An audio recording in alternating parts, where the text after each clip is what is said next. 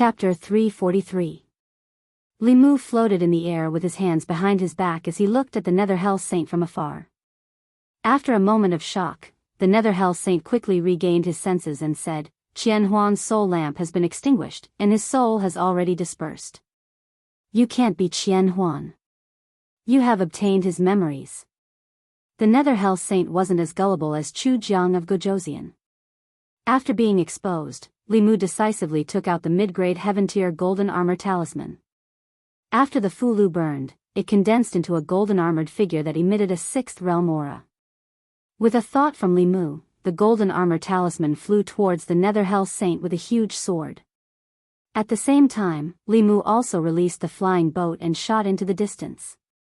The Netherhell Saint wanted to give chase but was blocked by the golden-armored divine soldier. The Netherhell Saint watched Li Mu disappear from his sight from afar. He reached out his hand and condensed a black soul sword in his hand. He then clashed with the golden-armored divine soldier's golden giant sword. On the flying boat, Li Mu used all his strength to activate this treasure and quickly fled forward. Even though he was no longer who he used to be, a powerhouse of the 6th level was still an insurmountable mountain to him. The Netherhell Saint's strength was considered average among the 6th realm experts. That golden armor talisman wasn't a true 6th realm expert, and the spiritual power in the Fulu was limited. It couldn't stop him for long. Along the way, Li Mu met many people from the Demon Dao, but he didn't expect that even the 6th realm Netherhell Saint, a grand elder of a sect, would be summoned. With his current strength, he could handle anyone below the 6th realm. In order to hone his combat ability, Li Mu didn't send a message to White Cloud Mountain. Along the way, he was more proficient in both divine arts and the use of the Fulu. But when the Netherhell Saint attacked, he couldn't handle it alone. Li Mu steered the flying boat and flew forward at full speed for about an hour. At a certain point, he sensed another powerful aura behind him. "You can't escape," the Nether Saint's sinister voice sounded from behind. As soon as he said that, a long spear condensed from black chi shot out from behind. It seemed to be constantly traversing space. It was faster than the flying boat, heading straight for Li Mu. Li Mu whistled, and a giant bell instantly enveloped his body. Dong! The black chi spear smashed into the giant bell, creating a deafening sound. The spear collapsed, and the surrounding 300 meters was filled with sand and stones. Trees were uprooted, and a huge shockwave continued to spread out. Li Mu was not affected at all within the Dao Bell, but the Netherhell Saint was already approaching. The Netherhell Saint was outside the bell and could only see the giant bell. He couldn't see the situation inside the bell. His face was filled with surprise. The spear he threw seemed casual, but it was actually his full-strength attack. Everything within 1,000 feet of him was turned into ruins by the recoil, but the bell was unharmed. He condensed another soul sword in his hand and slashed at the Dao Bell. Dong! Another deafening sound rang out. The soul sword in the Netherhell Saint's hand dissipated, and his body was also forced back a few steps. The defense of the bell was beyond imagination. The Netherhell Saint retreated 30 meters, and countless black chi gushed out from his body.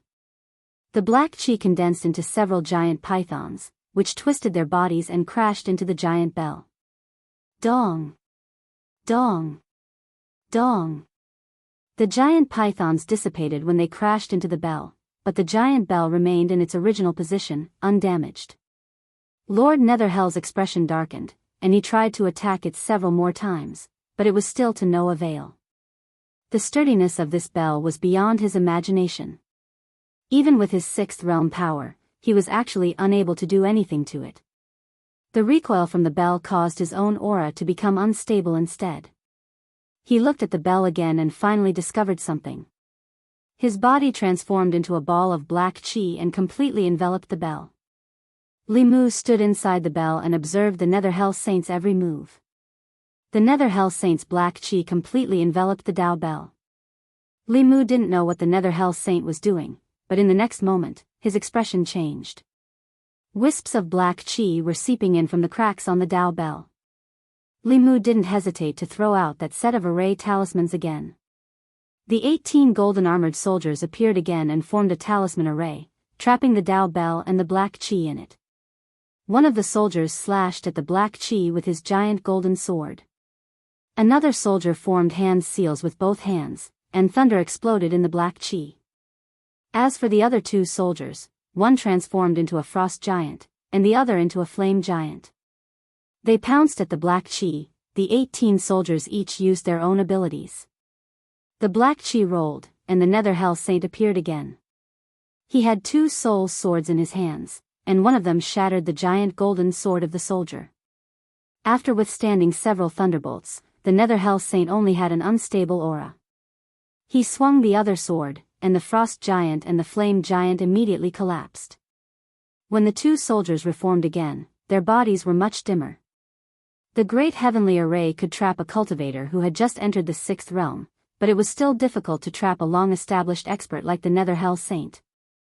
Moreover, Li Mu could see from the Dao Bell that the Nether Hell Saint seemed to be very effective against these divine soldiers that didn't have physical bodies. In less than 15 minutes, this talisman array would run out of spiritual power and dissipate. At this moment, Li Mu's Fulu was almost used up. He had used all his trump cards, and he had no other choice but to hide in the Dao Bell. Li Mu stretched out his hand, and a jade talisman appeared in his palm. The Empress had given it to him before he left the divine capital. The Empress didn't tell Li Mu what the talisman was for. She only told him that he could crush the talisman in an emergency. Boom! At this moment, a loud sound came from outside the Dao Bell. Li Mu looked outside the Dao Bell and realized that the Nether Hell Saint had already broken the talisman array. It was much faster than he had expected. The Nether Hell Saint floated in front of the Dao Bell and sized it up. He said, "This Dao Bell is a good treasure, but it's a pity that it's incomplete." The Dao Bell buzzed and slammed toward the Nether Hell Saint. The Nether Hell Saint disappeared, and the Dao Bell's attack missed. When the Nether Hell Saint appeared again, he was already on top of the Dao Bell. He pressed his palm down, and the Dao Bell was pressed to the ground. Li Mu looked up and crushed the jade talisman in his hand without hesitation. The jade talisman shattered, and it seemed like nothing had happened. However, the Nether Hell Saint's expression changed. He immediately retreated a few hundred feet and looked in Li Mu's direction with vigilance. The space in front of the Dao Bell fluctuated, and a figure stepped out of the void. "Your Majesty. The Empress of the Great Zhou." The voices of Li Mu and the Nether Hell Saint could be heard. One was surprised, while the other was frightened. However, the latter's fear quickly turned into calmness. The Nether Hell Saint looked at the illusory figure of the woman in front of him and heaved a sigh of relief. He said, "So it's just a divine clone. If your true body came, I would naturally retreat. However, a mere divine clone that has just reached the 6th stage of cultivation, what can you do to me?" The Empress looked at him indifferently and said, "You are not worthy for me to come personally." The Nether Hell Saint reached into his chest and took out a pair of ghastly hook-shaped weapons. He smiled at the Empress and said, "I have long wanted to see what the Empress of the Great Zhou is capable of." As he spoke, his figure had already disappeared from where he stood. Li Mu's mind moved, and the Qingxian sword appeared in his hand. He threw the Qingxian sword forward and said, "Your Majesty, take this." The Empress stretched out her hand, and the Qingxian sword flew into her hand. She casually swung her sword, and the Nether Hell Saint's hooks appeared from the void and collided with the Qingxian sword. The ground within a radius of several hundred feet immediately collapsed. Li Mu hid in the Dao Bell and could not see the two figures. He could only feel waves of powerful magic power fluctuations. His surroundings were already in a mess because of the aftermath of the battle. He was in the center of the battle between two 6th-stage cultivators. If it were not for the protection of the Dao Bell, he would have been severely injured even if he did not die. With Li Mu's cultivation, he could not even see the two figures clearly. Naturally, he did not know who had the upper hand. However, the Nether Hell Saint was the true body, and the Empress was only a divine clone. A divine clone could not exist for long. Li Mu's mind spun rapidly. He decisively walked out of the Dao Bell and shouted, "Your Majesty, enter my body." In the void, a figure paused for an instant. Then, without hesitation, it returned and entered Li Mu's body. Li Mu's aura instantly surged. From the divine arts realm, he quickly broke through the creation realm and finally gave off the aura of the early stage of Dongxian. The Nether Hell Saint floated high in the sky and looked down at Li Mu. Although the aura on his body was similar to the Empress of Great Zhou's divine clone, the current Li Mu gave him an extremely dangerous feeling. Li Mu raised his head and looked at the Nether Hell Saint. He cracked his knuckles and said, "It's my turn, Yudu's ghost region." It was a place that was forever shrouded in darkness and could not see the sun. In a palace that was filled with a ghostly aura, a weak light shone. In front of the palace, 2 rows of ghostly blue lights flickered with a strange light. There were 2 rows of lights. The first row only had 1 light, and the second row had 7 lights. That 1 light was brighter than the other 7 lights combined. 2 ghostly figures stood in front of the palace and conversed softly. His Highness Chu Jiang of Gojoseon is dead. His Highness Emperor Song is dead. His Highness King Wuguan is also dead. There are only 7 Yama kings of the 10 halls left under the saint. I wonder who will replace them in the future. When the saint returns, he will probably fly into a rage again. I hope it won't affect us. The 2 ghostly figures conversed softly and turned back to look at the light that was burning the brightest. Fear appeared on their faces. In the next moment, the fear on their faces turned into astonishment. The light that was burning peacefully suddenly started to shake violently. What happened? Could it be that the saint is fighting with someone? The saint might have met a 6th realm strong practitioner of the righteous path. The 2 ghostly figures' faces were filled with fear as they quickly ran into the palace. However, before they could reach the front of the palace, the light that was burning the brightest in the first row suddenly extinguished after shaking violently for a while. The 2 ghostly figures fell to the ground. Their faces were filled with astonishment, and their voices were filled with boundless fear. The saint has fallen. Chapter 344. The 10 sects of the Devil Path were spread all over Ancestral State. Among them, the Soul sect was located in the ghost region of Yudu. At this moment, the Soul Palace was in chaos.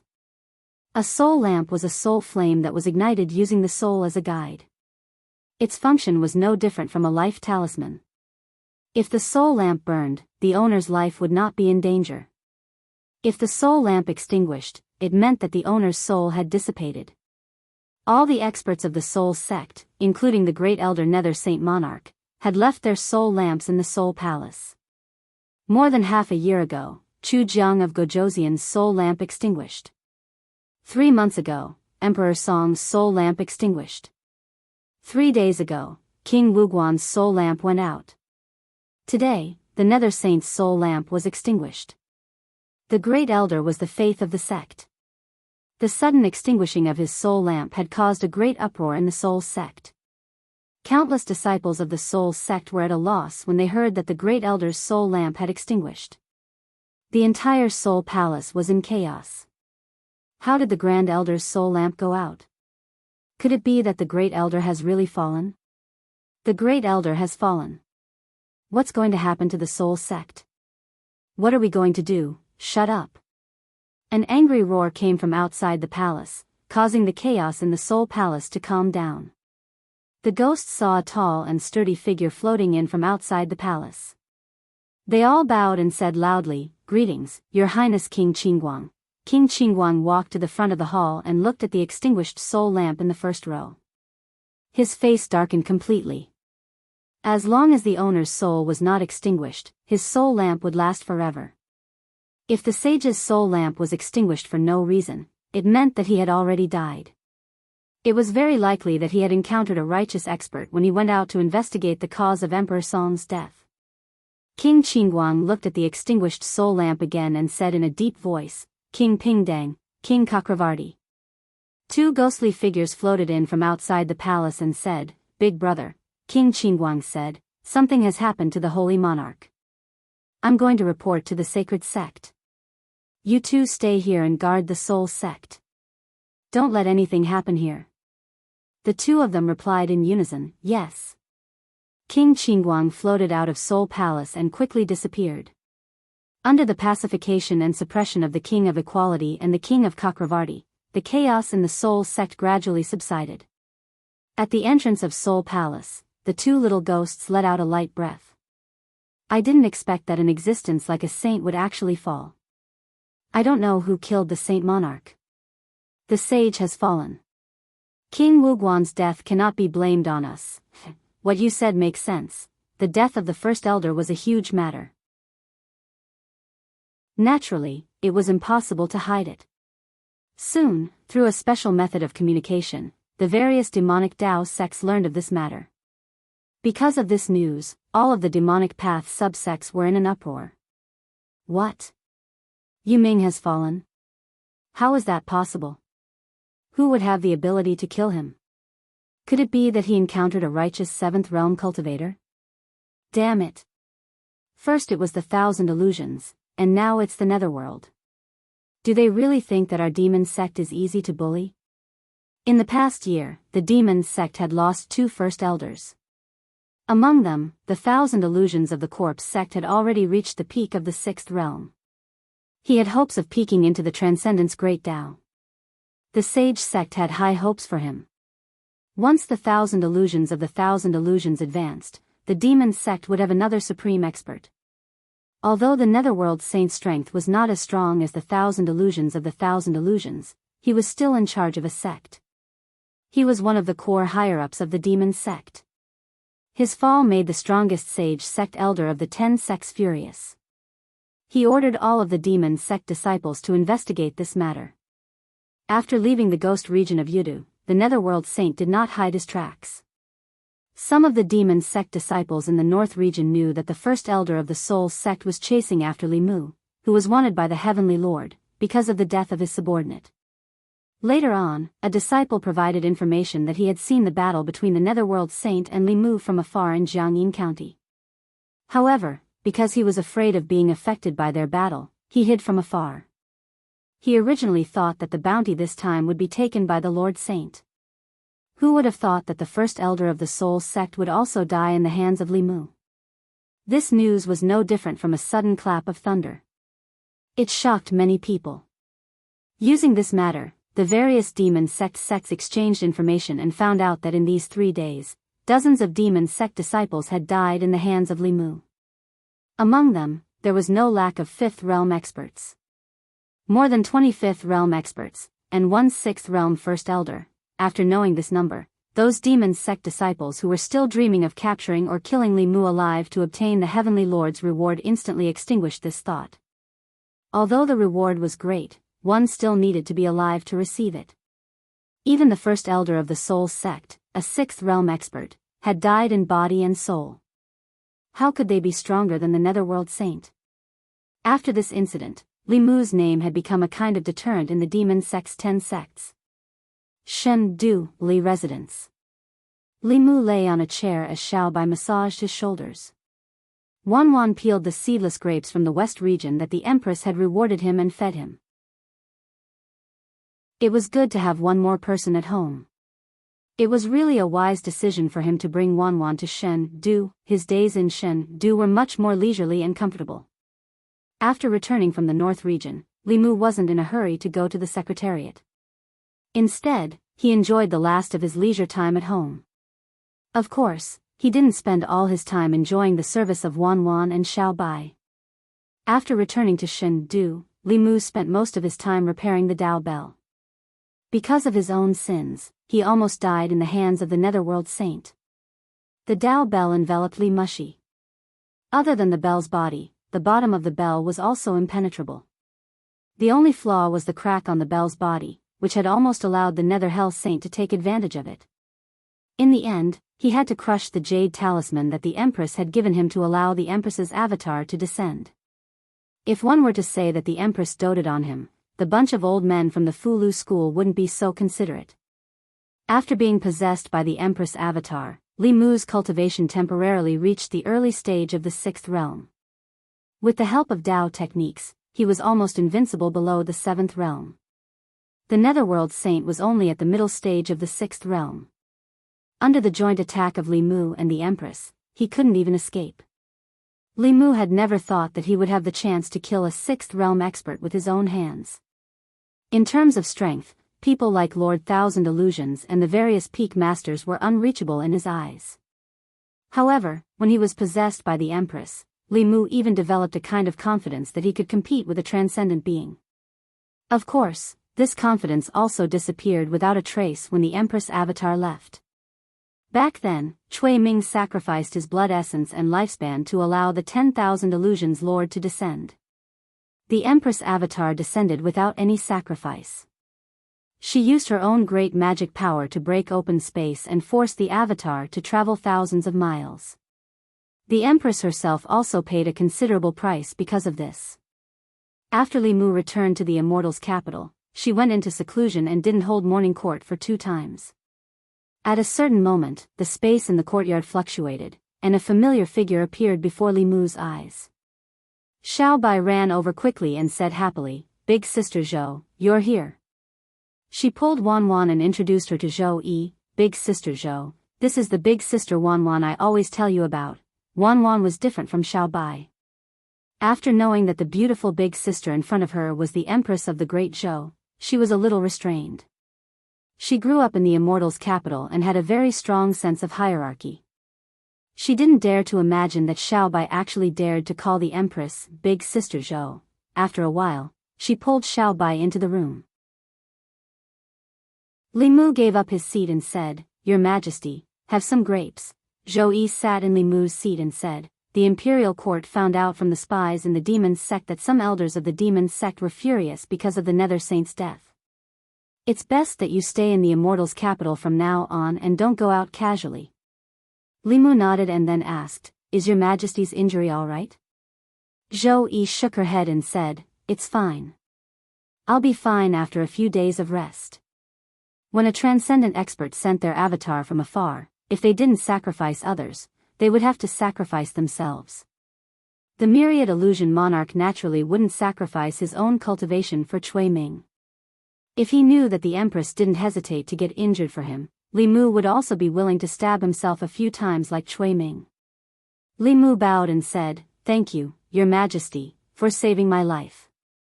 Zhou Yi said indifferently, "You're working for me. I won't let anyone hurt you." Li Mu was slightly moved. As the Empress of a country, she was willing to go to such extent for a subject. This made him feel that all his previous efforts were worth it. Night. In a dream, Li Mu dreamt that he fought with the Nether Saint for dozens of rounds and still wasn't a match for him. Just when he was about to lose his life, a familiar figure suddenly descended from the sky. The Empress hugged Li Mu, who was sent flying by the Nether Saint, and landed on the ground. She then raised her hand and gently pointed at the Nether Saint. With this point, the Nether Saint's soul body directly collapsed and dissipated between heaven and earth. The Empress looked at Li Mu and said gently, "I won't let anyone hurt you." Li Mu sat up from the bed with a blank expression. Chapter 345. Li Mu sat on the bed for 2 hours.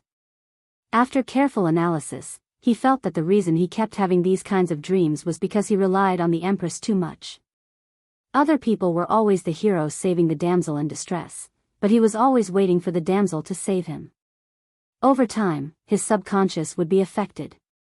Li Mu didn't want to completely fall to the point of relying on a woman's protection. He decided to take the initiative to do something. If he could make the Empress rely on him, perhaps she would be the one having these kinds of dreams in the future. But she was the Empress of the Great Zhou, and also a 7th realm cultivator. If she couldn't handle someone, Li Mu couldn't either. How could he become the Empress's reliance? After deep thought, the only thing he could rely on was probably his cooking skills. Although his cooking skills couldn't compare to the imperial chefs in the palace, it was obvious that the Empress was used to eating delicacies and preferred his home-cooked meals. When she completely got used to Li Mu's cooking and couldn't leave Li Mu's side, it would be time for him to take the initiative. After the morning court session ended, the Empress's figure appeared in the courtyard of the Li Manor as usual. Li Mu rolled up his sleeves and said enthusiastically, "Your Majesty, you're out of court. What do you want to eat today?" "I'll make it for you." Zhou Yi thought for a moment and said, Cushion carp tofu soup. Okay, Your Majesty, please wait here for a moment. Li Mu smiled and walked towards the kitchen. Halfway there, he suddenly stopped. He realized that he seemed to have gone in the wrong direction. He was a favored official. Why did he always do what a favored concubine should do? He made an official into a concubine. No wonder he often had those strange dreams at night. So this was the reason. If this continued, not only would the situation not improve, but it would also worsen. It was never too late to mend the pen after the sheep were lost. Li Mu waved to the two girls in the corner and said, Xiao Bai, Wan Wan, you two go cook. I have something to discuss with Sister Zhou. Li Mu walked to the Empress and sat down. He asked, Your Majesty, how are you suppressing your inner demons? Zhou Yi glanced at Li Mu and said, He hasn't appeared for a long time. When Li Mu heard this, he breathed a sigh of relief. The heart demon of the seventh realm was extraordinary. Since ancient times, there have been many powerhouses in the upper realm who were not destroyed by the enemy but were destroyed by the heart demon. Li Mu didn't want the Empress to die because of the heart demon. When it came to inner demons, the clear heart art could only treat the symptoms, but not the root cause. In the end, she still had to rely on herself. Speaking of the art of tranquility, Li Mu had originally planned to draw some high-level Fulu with the help of the Empress's mana after returning to the Immortals' capital. Later, he realized that he had already taught the art of tranquility to the Empress, so she could draw it herself. High-level Fulu was very attractive to cultivators. This was a rare cultivation resource. A saint-level Tianji talisman could allow a half-step transcendence cultivator to work for the imperial court for several years. The Tianji talisman didn't just increase their lifespan, it also increased their chances of breaking through to the transcendence realm. Heaven-level and earth-level Fulu weren't very attractive to sixth realm cultivators, but they were still very attractive to those below the sixth realm. There were very few sixth realm cultivators. Most of the fourth and fifth realm cultivators were the mainstays of the cultivation world. Li Mu thought for a moment and looked at the Empress. He said, The art of tranquility that I taught Your Majesty can not only be used to calm your Tao heart, but also to increase the success rate of drawing a talisman. As long as there are enough treasures to make talisman fluid, Your Majesty can easily draw saint-level Fulu with your cultivation. You can use the Fulu to recruit more powerhouses for the imperial court. The Empress looked at him and said, I have already discovered that this art can increase the success rate of drawing a talisman. However, it seems to be limited to Fulu below the heaven level. Those above the heaven level will still fail.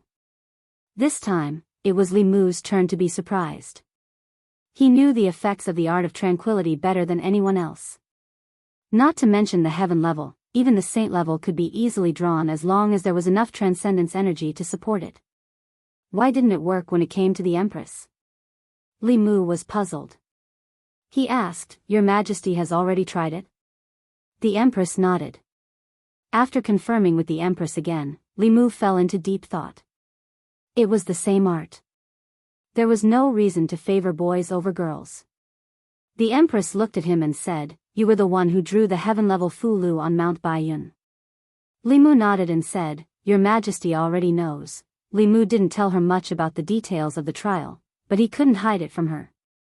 The Empress was silent for a moment. Suddenly, she asked, The master that you mentioned called Laozi is actually yourself, right? Li Mu was shocked. He hurriedly said, Your Majesty, why do you say that?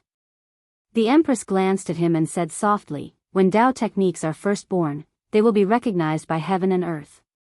Only their creator can unleash their strongest power. It's the same for the art. This is the rule of heaven and earth. There is only one reason why my art of tranquility is inferior to yours. The Empress's words made Li Mu think of Xiao Yu. Although he couldn't use Xiao Yu's Tao technique, Xiao Yu's Tao technique didn't have any effect on him. Li Mu could dissipate her Daoist technique with just a thought. In other words, whether it was the art of tranquility or the 9 syllables, as long as it was Li Mu who brought them to this world for the first time, he was their creator. Even if the people who came after could learn it, they would never be able to reach his level. Using his Dao technique to attack him was suicide. However, the fact that he didn't have a master was exposed in front of the Empress. Li Mu said awkwardly, "Your Majesty, actually." Zhou Yi waved her hand and said, "This is your secret. You don't have to explain it to me." Li Mu looked at her and said, "There are some things that I can't tell you, Your Majesty. However, I swear by heaven that my heart has always been with Your Majesty. I am loyal to Your Majesty and am willing to go through fire and water for Your Majesty. I won't hesitate to die 1,000 times, Zhou Yi said. I don't want you to go through fire and water. Go and cook. I like to eat the dishes you make." Li Mu rolled up his sleeves again. Okay, 2 days later, in the Secretariat. It had been many days since he returned to the capital. It was even longer than his 3-month holiday. After taking Wan Wan to see her old friends at the wonderful music lane and accompanying her and Xiao Bai to walk around Shen-Du for 2 days, Li Mu finally stepped through the gates of the Secretariat. After the imperial examinations ended, the Empress transferred him to the Secretariat. His official position was the Secretariat Censor. His rank was not high, but it was extremely important. He usually participated in national affairs. After the guard at the door reported, Louis walked out of a yamen and said, "Lord Li, you're finally here." Li Mu saluted him and said, "We'll be officials in the same yamen in the future. Please take care of me, Assistant Minister Lu." Louis smiled and said, "We're all colleagues. We should take care of each other. I'll take Lord Li to your yamen." In the Secretariat, there were 6 Secretariat censors. They were the backbone of the yamen. Each of them had a yamen that corresponded to the affairs of the 6 ministries. Li Mu took over Lu Yi's original position and was in charge of the Ministry of Justice. The Secretariat censors didn't specifically interfere with the operations of the ministries. However, they had the responsibility of supervising and guiding the official affairs of the ministries. Li Mu's yamen was very large. When he walked in, the table in the yamen was neatly piled with memorials. Lu Yi said, "Lord Li, you haven't been in the yamen for the past 3 months. These memorials have to be dealt with as soon as possible. There are many affairs in the Secretariat. If you don't deal with them in time, they will pile up." Li Mu nodded and said, "I know." Lu Yi smiled and said, "Lord Li, you just came to the yamen. If there's anything you don't understand, feel free to ask me." After seeing Lu Yi off, Li Mu sat down and used a short time to familiarize himself with the unfamiliar surroundings. Then, he began to deal with the memorials on the table. Among the 6 ministries, the Ministry of Justice had the most affairs. Especially after the law reform, the serious cases in each county had to be submitted to the Ministry of Justice for review, then to the Secretariat for review, and finally to the Empress for approval. Most of the memorials on Li Mu's table were such memorials. Human lives were at stake. Li Mu read through these reports very carefully. If there were any suspicious points or omissions, he would put them aside and wait until he went back and re-examined them. As for those that had solid evidence, they were just going through the process. They would be put aside and handed over to the Empress for her approval. There were a lot of memorials piled up in the past 3 months. Li Mu had read less than half of them from the yamen to the yamen.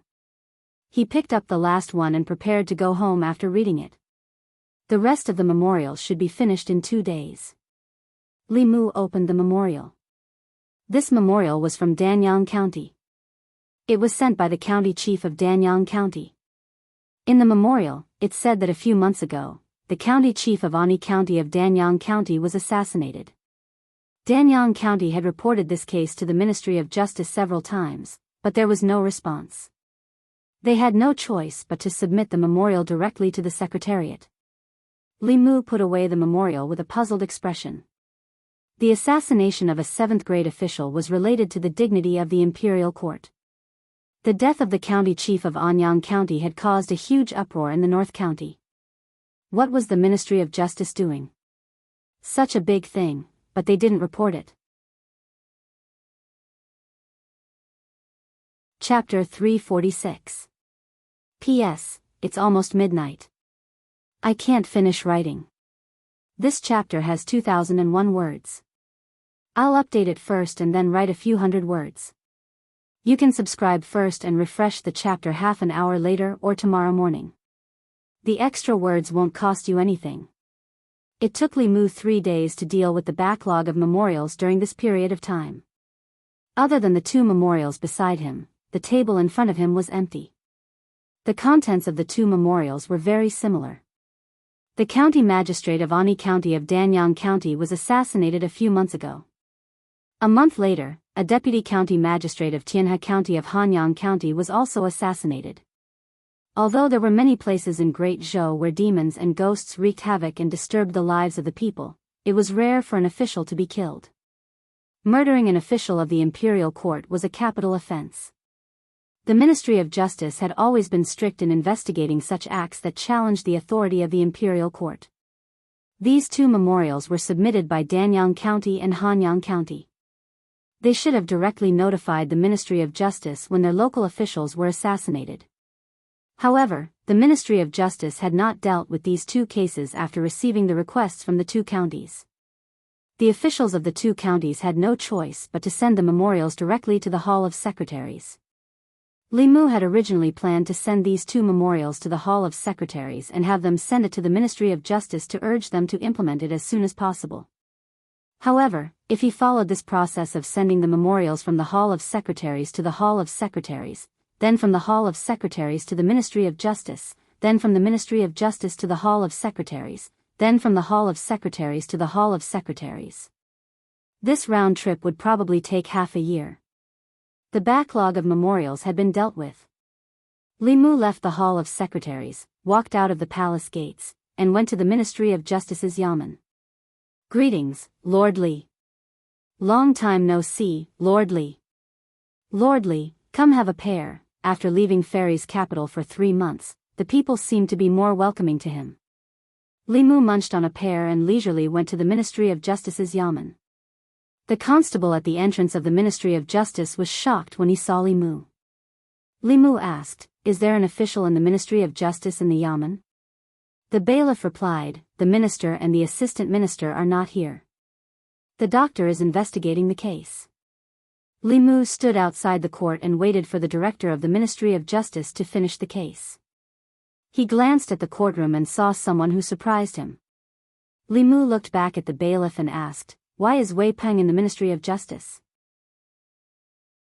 If he remembered correctly, Wei Peng should have failed the imperial examinations. At this moment, Li Mu saw him in the court of the Ministry of Justice. He seemed to be wearing official robes. Although the rank was very low, it was indeed official robes. The constable said, "Sir, are you talking about Manager Wei?" Manager Wei was specially recruited by Sir Lang Zhong 3 months ago, Li Mu said in surprise. Specially recruited by the Ministry of Justice? Li Mu was the one who set up the imperial examination system, so he naturally knew what special recruitment was all about. When he set up the imperial examination system, in order to recruit special talents, after the imperial examinations, other than the grand scholars on the honor roll of Azure Clouds, each of the 6 ministries had a quota to specially recruit 1 person from the examinees who failed the roll. After discussing with a few officials of the Secretariat, he made some restrictions on this quota. For example, even if it was a specially recruited person, they had to pass every subject of the imperial examination. Furthermore, they had to have outstanding results in 1 subject to meet the requirements of special recruitment. After the ministries proposed special recruitment, the Secretariat would discuss and make a decision before it was finally implemented. There was only one reason why Wei Peng could appear here. That was because of his outstanding results in criminal law. That was why the Ministry of Justice made an exception and specially recruited him outside of the 100 Grand Scholars. Li Mu looked at the court of the Ministry of Justice with interest. In the court, the director of the Ministry of Justice knocked on the gavel. He looked at the 2 people kneeling in front of the court and said, "Brother and Sister Zhang, do you admit to killing Su Shi?" The man kneeling in front of the court said, "Sir, please judge clearly. It was Su Shi who brought his servants and broke into my house in the middle of the night. He wanted to defile my sister. He had the servants control me, but I struggled to break free. I was anxious to save my sister, so I smashed his head with a jar," the director of the Ministry of Justice said, "but in the end, you and your sister are fine. Su Shi is dead, so you naturally have to take responsibility for his death. The man said with grief and indignation, am I supposed to just watch him defile my sister? The director of the Ministry of Justice said, you could have stopped him, but you killed him. Since it was an unintentional mistake and Su Shi was in the wrong first, I can give you a lighter sentence. The man lowered his head and said with a miserable voice, he broke into my house time and time again, wanting to do something to my sister. I went to the yamen 3 times, but you didn't do anything. I just wanted to protect my sister. What crime is there? Where is the justice? The director of the Ministry of Justice rubbed his forehead and said, I said before that Su Shi did not harm you, but you killed him. This is excessive self-defense. I will now follow the law, sir, please wait. The director of the Ministry of Justice was about to pass judgment when a voice suddenly came from the court. The director of the Ministry of Justice looked at the figure that walked out from the corner and immediately felt a headache coming on. Wei Peng had been in the Ministry of Justice for 3 months. He had opposed him in court for 3 months. As a result, he felt a headache coming on as soon as the court started. He wanted nothing more than to have the yamen runners throw Wei Peng out. But he could not really do that, because it was the assistant minister who had given him the privilege to have Wei Peng raise questions during the trial. He looked at Wei Peng and said through gritted teeth, Manager Wei, what is it now? Wei Peng walked into the court and raised his head to ask, Sir, according to what you said, Su Shi did not harm the women of Zhangshi. Zhangxi's self-defense was excessive. Then how should he defend himself?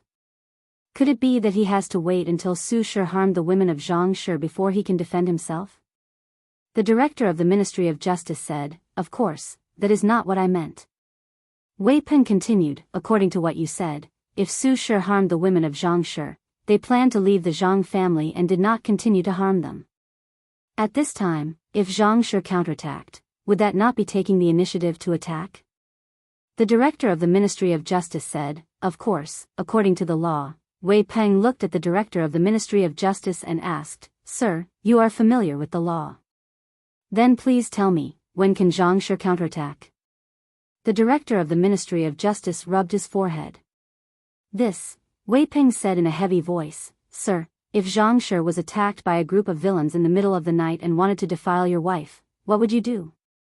Could it be that you still have to consider when you should defend yourself? Is it after they defile your wife or after they draw a sword and slash you? The director of the Ministry of Justice was speechless.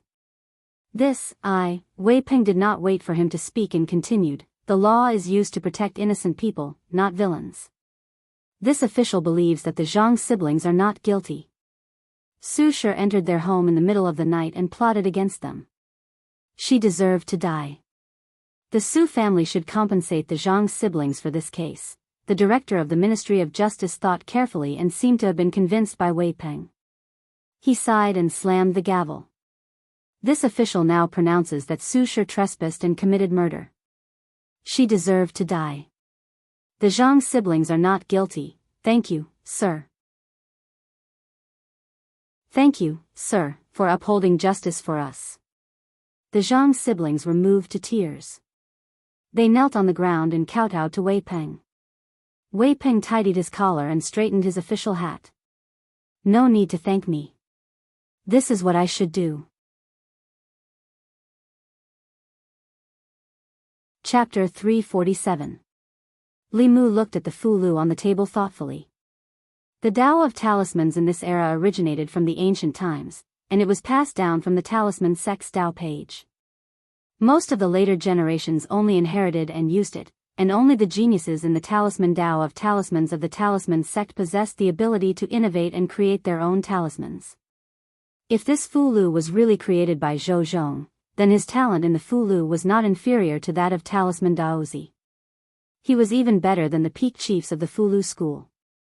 Such a person would not be unknown in the cultivation world. However, Zhou Zhong's name was known by everyone only because he was a pawn of the old party, a lackey of the Shao royal family, and not because of his talent in the way of talismans. At a certain moment, there was a sound of gentle footsteps outside the assistant minister's office. Zhou Zhong walked into the assistant minister's office and looked at Li Mu. He asked, when did you come back to Luoyang? Li Mu said, not long ago. Zhou Zhong walked to the table and sat down. He asked, you never come here without a reason. What's the matter this time? Li Mu asked, Assistant Minister Zhou, do you know about the assassination of Ani County Magistrate and Tianhe County Deputy? Zhou Zhong thought for a while and nodded. He said, I remember that there were 2 cases. Li Mu continued to ask, why did the Ministry of Justice repeatedly slack in investigating the case when 2 court officials were assassinated? If it weren't for the fact that Danyang and Hanyang counties failed to report the case several times and directly bypassed the Ministry of Justice and sent the memorial to the Secretariat this time, I don't know how long these 2 cases would be delayed. Zhou Zhong took a sip of tea and explained, you know that a few months ago, the Ministry of Justice was busy because of the students of the academy and the case of Cui Ming. They could not even take care of the case in Luoyang County, let alone the distant Danyang County and Hanyang County. After that, they were delayed for a long time because of the imperial examination, so I forgot about these 2 cases. I only remembered them when you mentioned them today. I will immediately send someone to investigate this case. Li Mu's job was to supervise and remind the Ministry of Justice. Since Zhou Zhong had agreed, he had nothing else to say. The division of labor between the 3 provinces and 6 ministries was very clear. The Secretariat was responsible for formulating policies, but the specific implementation was decided by the 6 ministries. Li Mu walked out of the assistant minister's office and saw a figure standing outside the duty room opposite him. Wei Peng had once been the most typical hedonistic son of a wealthy family in the divine capital. However, today, Li Mu had a whole new level of respect for him. The 2 of them looked at each other and didn't say anything. Although they were once enemies, the grudges of the past had long disappeared with time. Inside the assistant minister's office, Zhou Zhong looked at the director of the Ministry of Justice and said, I'll leave the cases of Danyang County and Hanyang County to you. The director of the Ministry of Justice bowed and said, yes. The expression on his face was submissive, but he was complaining in his heart. In the beginning, it was Assistant Minister Zhou who didn't let him handle these 2 cases. Now, it was still Assistant Minister Zhou who let him handle them. When the cases had just happened, it was obviously when there were the most clues and the easiest time to investigate. Now that half a year had passed, the 2 people's graves were already covered in grass. How was he supposed to investigate? Wasn't it obvious that Zhou Zhong was pushing the blame of his own negligence to him? Although he complained, he still had to do the work that was supposed to be done. After all, he was just a lowly director. At the right time, he took the initiative to take the blame for his superior's mistakes. This was the self-cultivation of a subordinate. The director of the Ministry of Justice walked out of the assistant minister's office and saw a figure standing outside the duty room opposite. He suddenly had an idea and said, Manager Wei, come here. Wei Peng walked over and asked, what orders do you have for me, Lord Yang? The director of the Ministry of Justice patted him on the shoulder and said, don't you like to handle cases? I happen to have 2 important cases here for you to handle. I give you 3 months to investigate the assassination of Ani County Magistrate and Tianhe County Deputy. If you can't find out, I'll deduct 2 months of your salary, at the Assistant Minister's office. Zhou Zhong picked up a brush and wrote a few runes on a piece of paper. The runes were crooked and couldn't form fulu at all. This was the result of not being able to calm his mind while writing the runes. Smack! He slammed the brush on the table and gripped the piece of paper in his hand. The veins on the back of his hand were bulging. After leaving the Ministry of Justice, Li Mu returned to the Li residence. The cracks on the Dao bell had almost been repaired. He was still searching for new spells that had never appeared in this world to help it become complete as soon as possible. Only a complete Dao bell could unleash its absolute defense. Even if there was a small crack, it would be a huge flaw in the eyes of a high-level cultivator. Li Mu only realized now that the group of old foxes had let him take away the Dao bell so easily. As expected, it wasn't that simple. An incomplete Dao bell wasn't very useful to the Fulu school. If it were to slowly repair itself, it would take at least 10 years or even decades. Li Mu thought that he had gained an advantage, but in reality, he had lost out again, unless he could keep the Dao Bell by his side forever. Inside the Li residence, sometimes it rained, sometimes it snowed, and sometimes it thundered. However, because of the array's obstruction, the fluctuations of spiritual qi and magic power didn't spread outside the residence.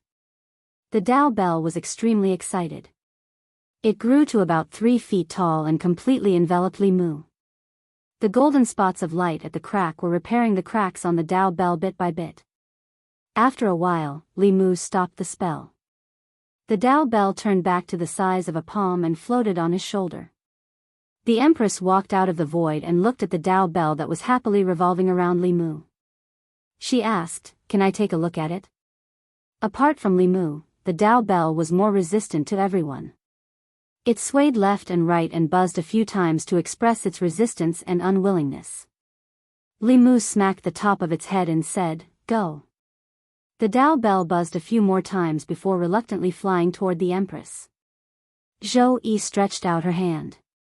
The Dao Bell floated above her hand and didn't fall down. Zhou Yi looked at it for a while and then withdrew her hand. The Dao Bell flew back to Li Mu's side. She looked at the Dao Bell and said, "This bell should be a treasure from the ancient era. No wonder it has such power." The ancient era usually referred to the era 10,000 years ago. The Tao of cultivation had developed rapidly in the past 1,000 years. 1,000 years ago, the Tao of cultivation had experienced a barbaric period that lasted for thousands of years. Its development was extremely slow, and it only reached a peak in the past 1,000 years. However, countless cultivators discovered through research that in the ancient times 10,000 years ago, there was another peak in the path of cultivation. That was a golden age that was even more prosperous than the current cultivation world. There was enough evidence to prove that whether it was the Tao scripture, the Tao Bell, or the treasures of the other sects, they were all products of the previous era. The Tao techniques of that era were even more powerful. Fulu, pills, formations, weapon forging, and martial arts were also more mature. Today's cultivators could establish their own sects just by learning the basics. That was an era that the current cultivators envied and yearned for the most. Li Mu looked at the Dao Bell in front of him. In this era, it could become the treasure of the Fulu school. However, in the ancient era, it might just be an ordinary treasure. As Li Mu sighed, the door of the Li residence was suddenly pushed open. A figure walked in from outside. Lu Hanyan looked around and asked, "Is this our new home?" Wan flew over from the corner and hugged her arm. She said happily, "Young mistress." Li Mu's figure flashed and appeared beside Lu Hanyan. He asked in surprise, "Why are you in the divine capital? Are you still going back to Baiyin Mountain?" Lu Hanyan smiled at him and said, "I'm not going back." Then she saw another figure standing in the courtyard. She asked, "She is," Li Mu said, "This is Her Majesty, the Empress." Then, she introduced her to the Empress. "Your Majesty, this is my fiancé." Lu Hanyan had lived in the divine capital since she was young. She knew the meaning of the Empress better than Xiao Bai. She quickly bowed and said, "Greetings, Your Majesty." The Empress looked at them and said, "I still have some memorials to deal with in the palace. I won't disturb you." After she finished speaking, her figure gradually faded away in front of the two of them. Lu Hanyan had heard about Big Sister Zhou from Xiao Bai a long time ago. She asked Li Mu, "Has Her Majesty been coming to our house often recently?" Li Mu nodded and said, "Quite often. She treats Xiao Bai as her younger sister and often comes to visit her." Lu Hanyan only asked one question. Then, she stopped thinking about the Empress. After 2 years, she returned to the divine capital. It seemed that nothing had changed, but in fact, everything had changed. Li Mu took her around the house. Lu Hanyan said, "This house is so big. It's spacious enough for 12 people. It's just the 4 of us. Isn't it a waste?" Li Mu said, "There are 4 of us now. In the future, there might be 5, 6, 7, or 8. It won't be a waste then." Lu Hanyan looked up and asked, "What do you mean?" Li Mu said, "What I mean is, should we hire a few maids and servants?" Also, the house is bigger. When relatives and friends come in the future, we should have rooms to entertain them. Lu Hanyan nodded and said, that's true. But we don't need maids and servants. I don't like outsiders in the house. We can live with ourselves. Li Mu took her hand and said, I'll listen to you. Lu Hanyan held him and said, come with me to the wonderful sound bar first. I want to see Shao Qi and the others, Changle Palace. Mr. Mei and Shangwanli were sorting the memorials from the various departments. There was a fluctuation in the space in the hall. The Empress appeared out of thin air. She looked at the two and said, you two can leave first. Mr. Mei and Shangwanli walked out of the hall. He was puzzled and asked, why did your Majesty come back so early today? Shangwanli shook her head and said, I don't know. Mr. Mei thought for a moment and said, you stay in the palace. I'll go to the Li mansion to take a look. In the Changle Palace, Zhou Yi calmly opened a memorial. Her eyes were slightly unfocused. She didn't know why, but there was an inexplicable ripple in her calm heart. This was the sign of the inner demon. This time, she used her spiritual power, but she couldn't erase this ripple no matter how hard she tried. She didn't calm down until she silently recited the mind-clearing spell. She looked troubled and murmured, what's wrong with me? Chapter 348. Li Mu guessed that Lu Hanyan came out of seclusion early and came to Shen-Du without saying anything. She must have had the intention of checking up on him. Fortunately, Li Mu had kept himself clean for half a year in Shen-Du. He was strict with himself and never flirted with women. Many people wanted to introduce their daughters to him, but he rejected them all. When she went out to ask around, all she heard was Li Mu's good points. As for seeing the Empress at home when she opened the door, Li Mu didn't even need to explain.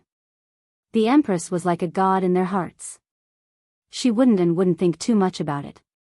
Even if they were in the room or on the bed, as long as they were both wearing clothes, Lu Hanyan probably wouldn't think too much about it, let alone him and the Empress in the courtyard. After being separated from her sisters at Great Music Bar for 2 years, Lu Hanyan went to Great Music Bar on the first day she returned to Shen-Du. She met up with Yi-Nin, Miao Miao, 16, 7, and other good friends.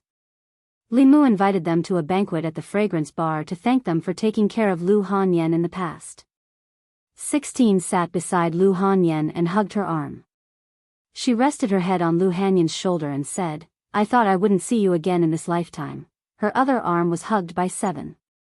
7 looked at her and complained, Sister Hanyan, you're so cruel. Last time you snuck away, I cried for a long time. Most of the girls at Great Music Bar were sold by their families when they were young. They grew up together and were close to each other even though they weren't family.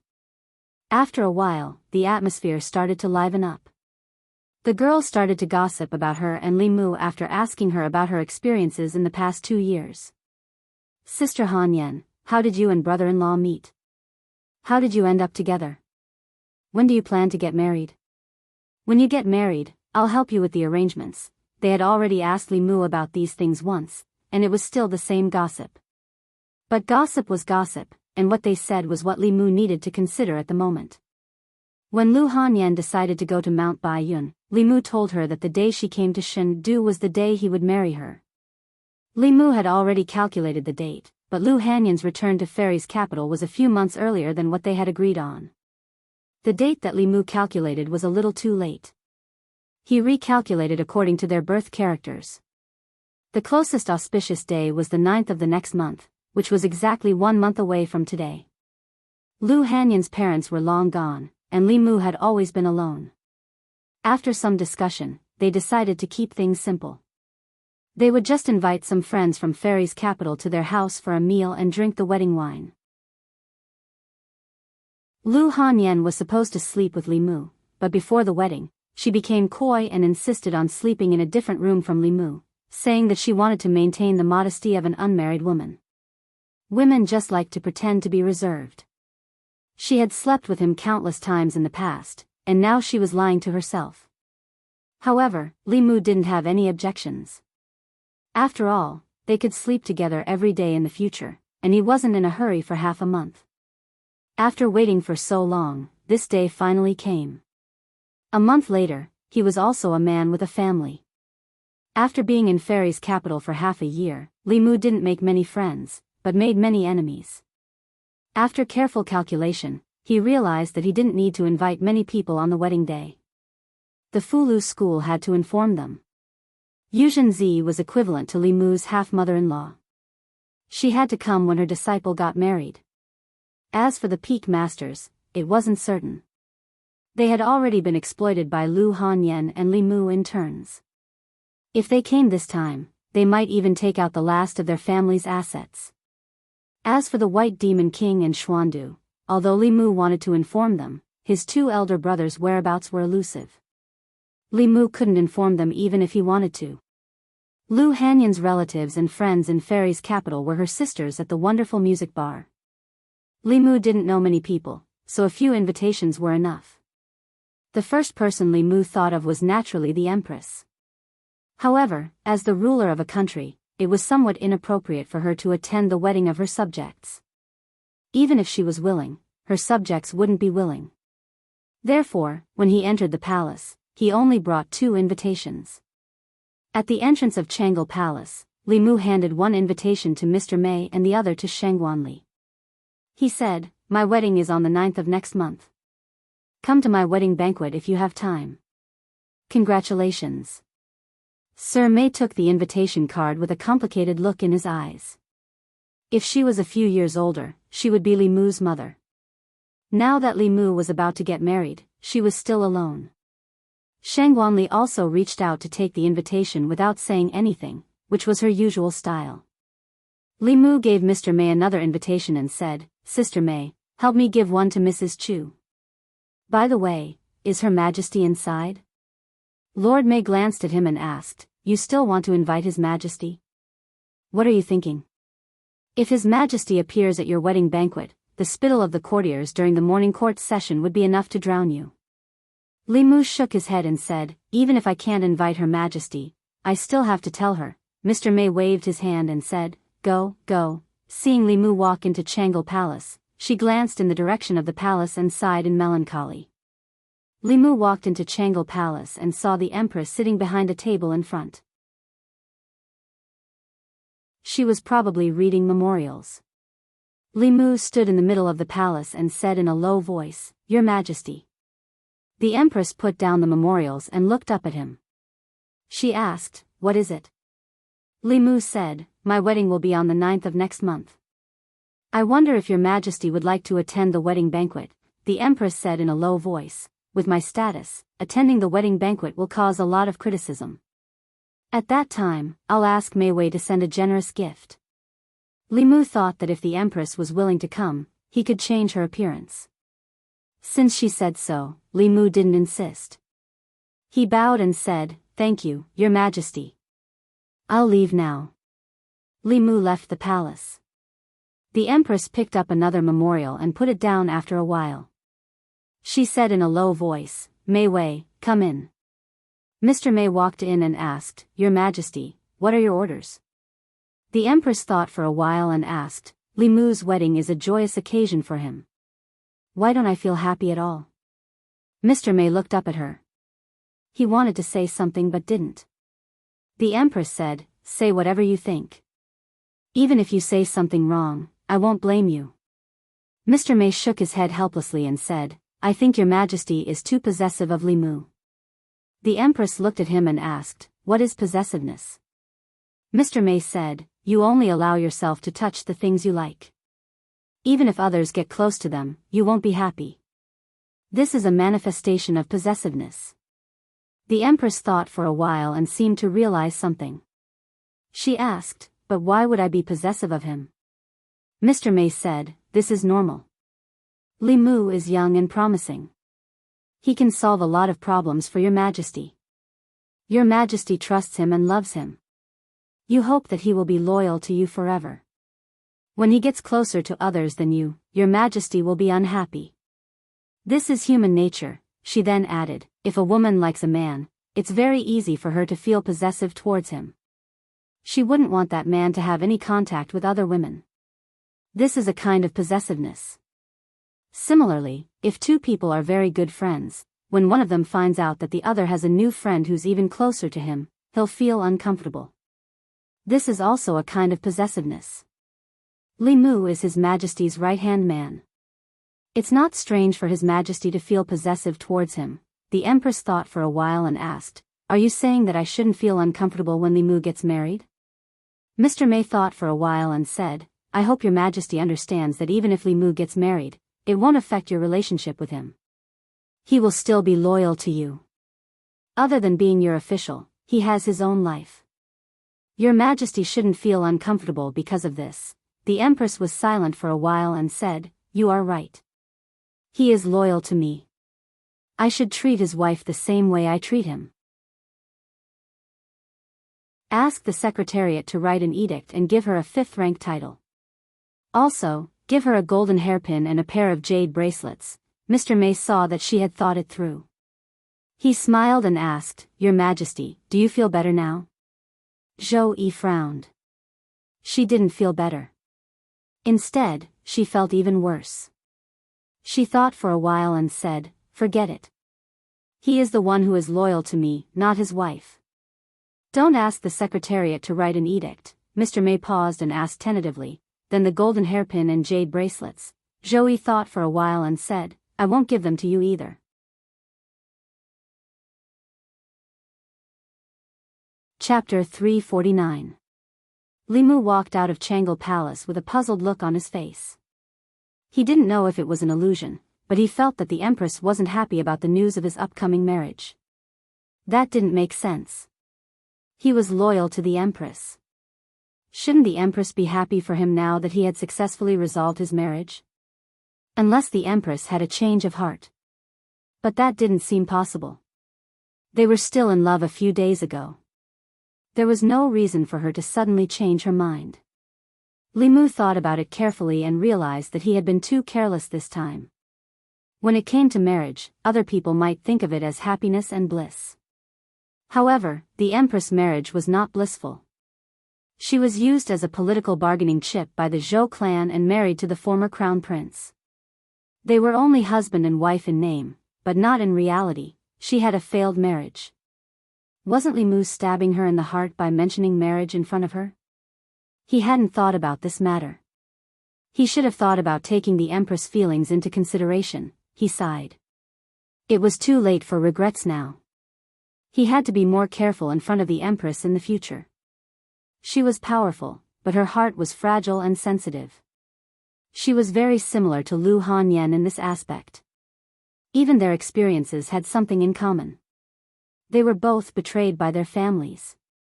For someone who had experienced this, no matter how high their position was or how powerful they were, there would always be a sensitive and forbidden area in their hearts. Fortunately, Lu Hanyan had met him. Li Mu would use the rest of his life to heal the wounds she had suffered when she was young. The Empress, on the other hand, was not so lucky. No matter how powerful she was, no matter how high her status was, and no matter how powerful she was, she would never be able to obtain a man like him. Li Mu didn't stop when he passed by the Secretary's department. He walked past it directly. Li Mu was now a member of the Secretary's department and had many colleagues here. However, Li Mu only had a nodding acquaintance with some of them. Some of them seemed to be friendly on the surface, but they were actually mortal enemies. Li Mu hoped to see friends he truly recognized at his wedding. He would invite the constables of the Fairies Department, not the officials of the Secretary's Department. The Fairies Department. When the constables heard the news, they all congratulated him. Congratulations, boss. No wonder the boss doesn't care about the women in Fairies' capital. It turns out that she's already taken, if this news gets out, who knows how many women in the Fairies' capital will cry. Inside the yamen, Li Si cupped his hands to Li Mu and said, "Congratulations." Li Mu asked, "What about you? When do you plan to get married?" Li Si said, "I'll wait for Miao Miao to go down the mountain. In a few days, I'll be returning to the North County. Do you want to pick up Zhang Shan?" Li Mu nodded and said, "When you come back, take him with you." It had been a long time since the three heroes of the Yangqiu County government gathered together. After that farewell, the three of them were no longer the same. Zhang Shan was different from Li Mu and Li Si. He wasn't interested in cultivation. Nothing was more attractive to him than making money. Li Si put his hand on Li Mu's shoulder and said, "Since you've decided to get married, you'll have to settle down." Li Mu was stunned. "When have I not settled down?" All the people in Fairy's capital knew that his primordial yang was still there. He had kept his chastity for Lu Hanyan. Was this not settling down? Li Si shook his head and didn't say anything else. After leaving the Fairy's department, Li Mu returned to the North Court. He didn't go back to the Li Mansion but to the Zhang Mansion first. Before he left Fairy's capital last time, the Empress had rewarded Zhang Chun with a house with 3 courtyards.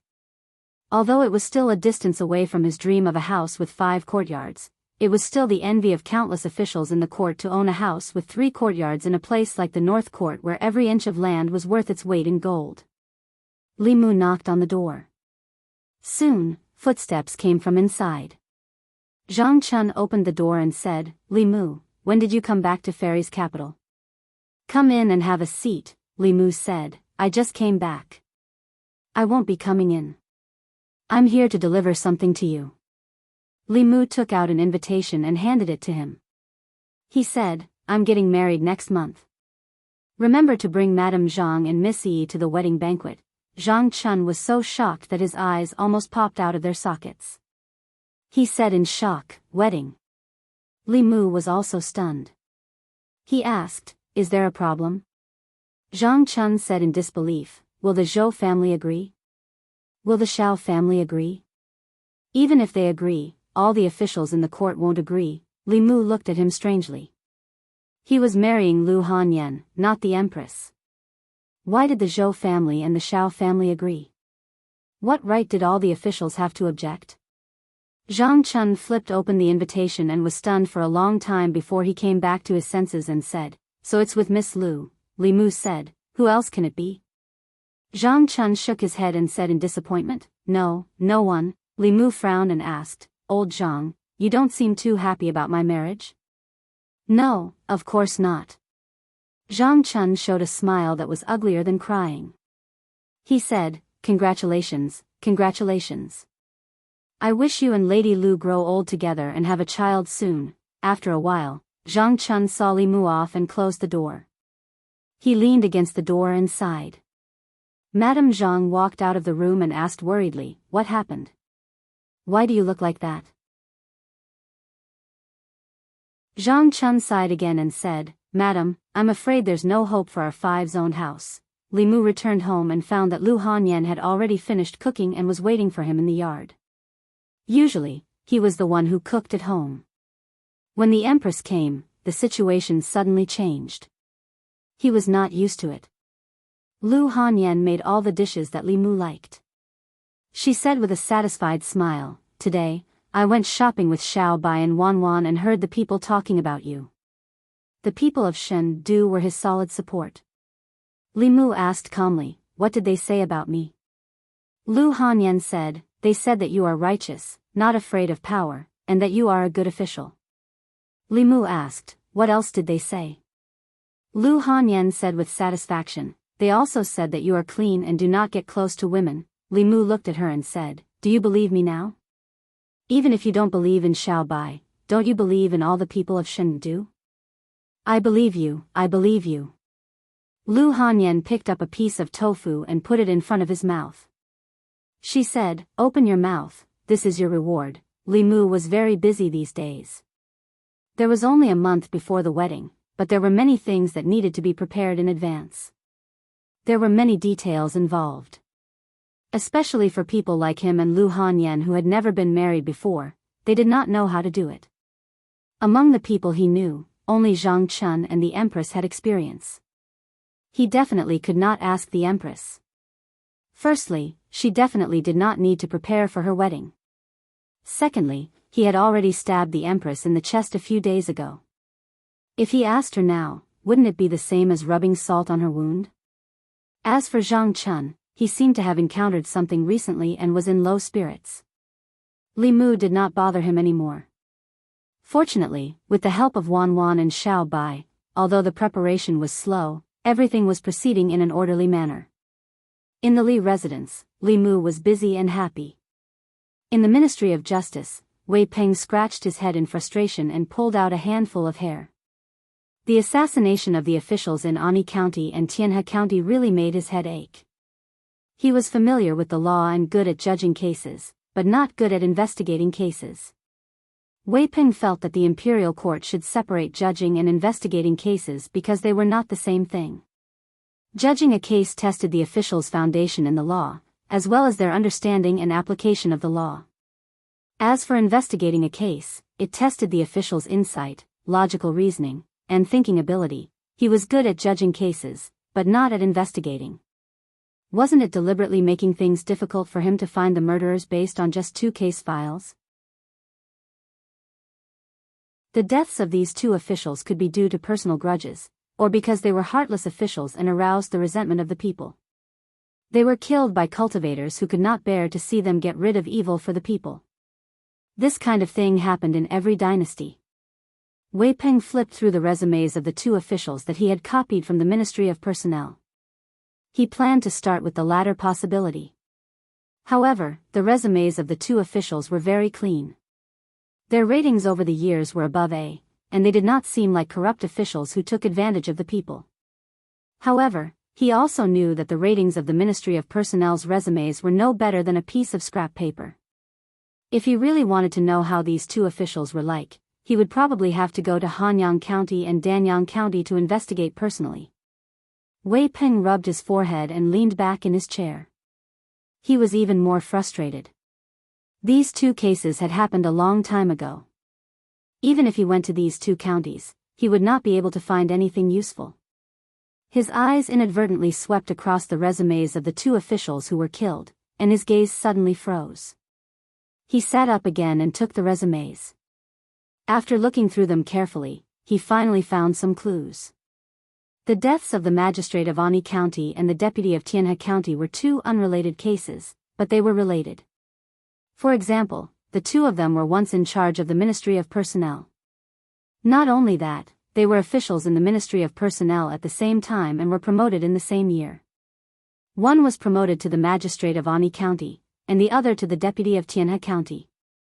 It was definitely an exceptional promotion from grade 9 to grade 7.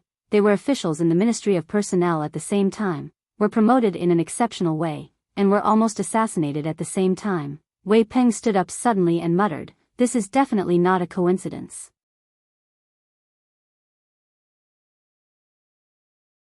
Chapter 350. At the Ministry of Personnel. An official walked out of the watchroom and looked at the person standing in the courtyard. He asked, "Manager Wei, what brings you to the Ministry of Personnel today?" Wei Peng went straight to the point. "There are 2 cases in the Ministry of Justice and I need to investigate the details of 2 officials. May I trouble you to help me check their files?" The official asked, "Which county are they from?" "Please have a seat, Manager Wei. I'll arrange for someone to help you." Wei Peng passed him a piece of paper and said, "Danyang County's Ani County Magistrate Ding Yun. Hanyang County's Tianhe County's Minister Ho Bai." The manager of the Ministry of Personnel arranged for his subordinate to check the files of the people Wei Peng wanted. He sat in the watchroom and started chatting with Wei Peng. The Wei family used to belong to the old party. However, Wei Peng's father was demoted because he was involved in the case of the assistant minister of the Ministry of Rights framing Li Mu. He was never hired again. Wei Peng thought that the Wei family would disappear from Luoyang. He did not expect that after the imperial examinations, Wei Peng would be specially recruited by the Ministry of Justice. Although his rank was not high and he was a manager like him, it was said that Assistant Minister Zhou appreciated him. His future was naturally brighter than his. Wei Peng was preoccupied with the case and was not in the mood to chat with the manager of the Ministry of Personnel. Fortunately, the subordinate soon brought over the files of the 2 officials. The files used by the Ministry of Justice could be copied. However, a lot of the content would be omitted when they were taken back. Wei Peng decided to just read them in the Ministry of Personnel. The files in the Ministry of Personnel were obviously much more detailed. Not only did it record their birthplace, family, and other information, but it also recorded every assessment, promotion, and transfer after they became officials in detail. After looking through it carefully, Wei Peng found more suspicious points. There were many similarities between the two. They were both students of Baichuan Academy and left the academy in the same year to become officials. They were both managers of the Ministry of Personnel. They were promoted at the same time and were assassinated at the same time. Even the way they died was very similar. It was difficult to explain this with the word coincidence. After returning to the Ministry of Justice, Wei Peng told Zhou Zhong about his findings. Zhou Zhong's index finger gently tapped on the table as he asked, "So, you suspect that these two cases were done by the same person, and that the mastermind has a grudge with these two people?" Wei Peng nodded and said, "It's impossible for two cases to have so many coincidences. The possibility of a vendetta is very high, but without more clues, finding the murderer is like finding a needle in a haystack." Zhou Zhong said, "The Ministry of Justice is only in charge of investigating the case. Pursuing the culprit is the Imperial Court's business. The Ministry of Justice has already investigated up to this point. Let's leave the rest to the Imperial Court." Wei Peng bowed. Yes. Wei Peng actually wanted to investigate further, but since the assistant minister had spoken, he didn't insist. It was better to hand over the case as soon as possible, lest he lose all his hair at such a young age. After Wei Peng left, Zhou Zhong stood up several times before slowly sitting down again. He seemed a little anxious. In the Hall of Governmental Affairs, Li Mu unhurriedly took out the new report from the Ministry of Justice. These yamen still needed to be beaten up from time to time so that they would know how to do things properly. After he had urged the Ministry of Justice the last time, the Ministry of Justice had given a reply regarding the assassination of the two officials in just a few days. Li Mu hadn't thought that these two unrelated cases would have such a connection. In this way, when the Imperial Court sent people to pursue the culprit, they would have a clear direction. The matter of pursuing the culprit was the responsibility of the Ministry of Worship. The Ministry of Worship was an organization independent of the Imperial Court. There were experts recruited by the Imperial Court from all over the world, and they specialized in dealing with important cases that the local government couldn't handle. After the incident in Yang County, the people who went to capture Xiao Yu were the Ministry of Worship. Li Mu handed the report from the Ministry of Justice to the Hall of Governmental Affairs Assistant Minister Lu Yi. Lu Yi quickly gave an order for someone to send it to the Ministry of Worship. At this point, Li Mu had fulfilled his duty. He returned to his own yamen. Not long after sitting down, he felt a familiar aura coming from outside the Hall of Governmental Affairs. He walked out of the Hall of Governmental Affairs yamen and saw Mr. May standing at the door. He asked, "Sister May, what's the matter?" Mr. May glanced at him and said, "Nothing. I just haven't seen you in a few days, so I came to see you." Li Mu scratched his head. "How many days has it been?" Mr. May said, "You really do have a wife. You forgot about His Majesty. You haven't been to Changle Palace for 5 days. Li Mu corrected her. "What do you mean I forgot about His Majesty because I have a wife? I'm just worried about irritating His Majesty." Mr. May asked, "Why would you irritate His Majesty?" Li Mu said in a low voice, "You also know that His Majesty's marriage is not that happy. My wife is so beautiful, and her marriage is so happy. If she appeared in front of His Majesty every day, His Majesty might feel bad." Mr. May hit him on the head angrily and said, "If His Majesty hears this, be careful of your butt." Li Mu glanced at her and said, "Didn't you say that His Majesty's heart is broader than the sea?" Mr. May's eyes wandered and said, "Even if His Majesty is broad-minded, it is not a reason for you to talk about His Majesty behind his back. What nonsense was this? The Empress' marriage was not happy to begin with." Li Mu was just stating the truth. He was taking care of the Empress' emotions. As long as the Empress was reasonable, she would not blame him. Among all the women that Li Mu was familiar with, there was no one who was more reasonable than the Empress.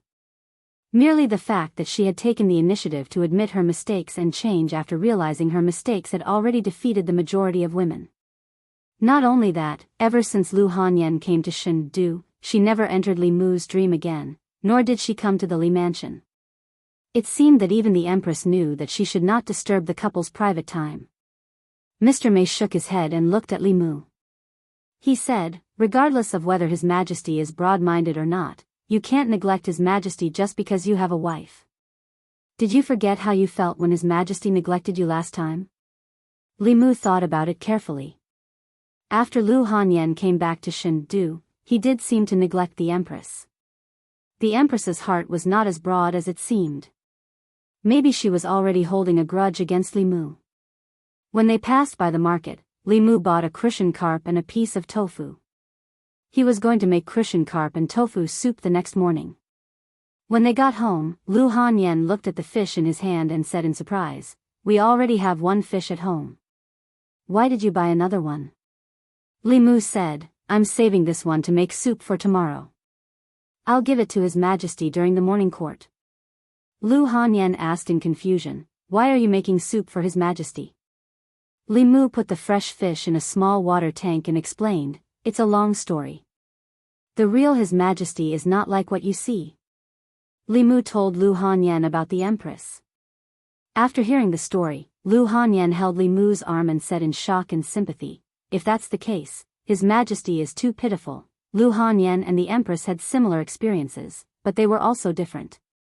She was abandoned by her parents because of her purine body. She had not seen her family since she was a child. The Empress was used by her family more than once.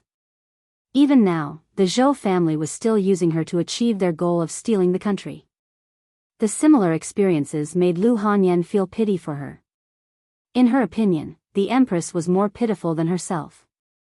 Li Mu continued, "When you were not in Luoyang, His Majesty treated me very well. If it were not for His Majesty's protection, would not have been able to deal with the old and new parties, as well as the academy. The house we are living in now is a gift from His Majesty. His Majesty often teaches me cultivation and has rewarded me with many things. Therefore, I want to do more for His Majesty." Lu Hanyan nodded and said, "That's what I should do.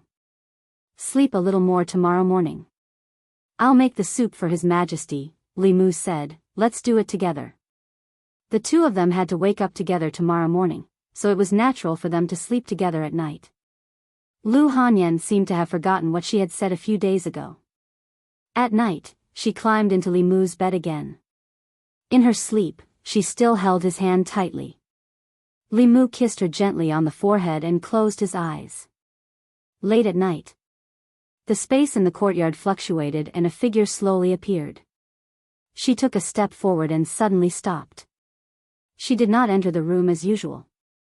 The space in the courtyard fluctuated again and the figure slowly faded away. In the room, Li Mu and Lu Hanyan were sleeping in each other's arms.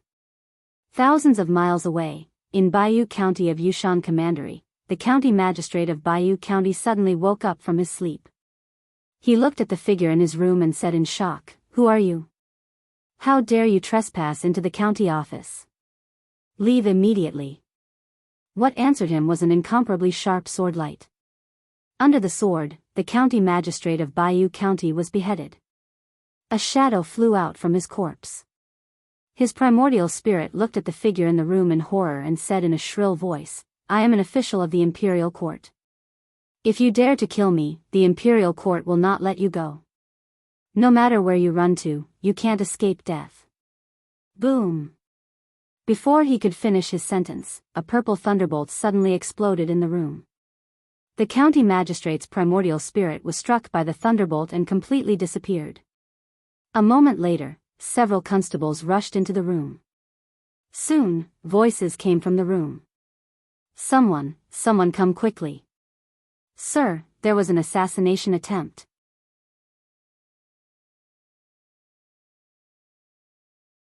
Chapter 351.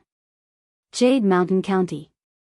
The news of the Baiyu County magistrate being assassinated shook the entire Jade Mountain County. How many years had it been since such a vile thing as murdering an official of the imperial court had happened in Yushan County? The last time they heard of such a thing was in North County, Yang County. They didn't expect Jade Mountain County to encounter it so soon. The county magistrate was furious and ordered all the constables to search every village and city in the county to find the culprit. Even if they only provided clues, they would be rewarded handsomely. Jade Mountain County, Zhongshan County. The assassination of the Bayou County magistrate had affected the entire Jade Mountain County. Zhongshan County was no exception. The county Yaman's constables and Min Zhuang had already checked the villages one by one, looking for suspicious people. Within the county, all the inns, brothels, and places that might be hiding people were searched 5 or 6 times in a day. The Zhongshan County magistrate hid in the county office and didn't come out. He wasn't stingy with spiritual jades and activated the formation outside the county office to its strongest state. He also carried the protective treasure given by the imperial court with him to deal with any unexpected situations.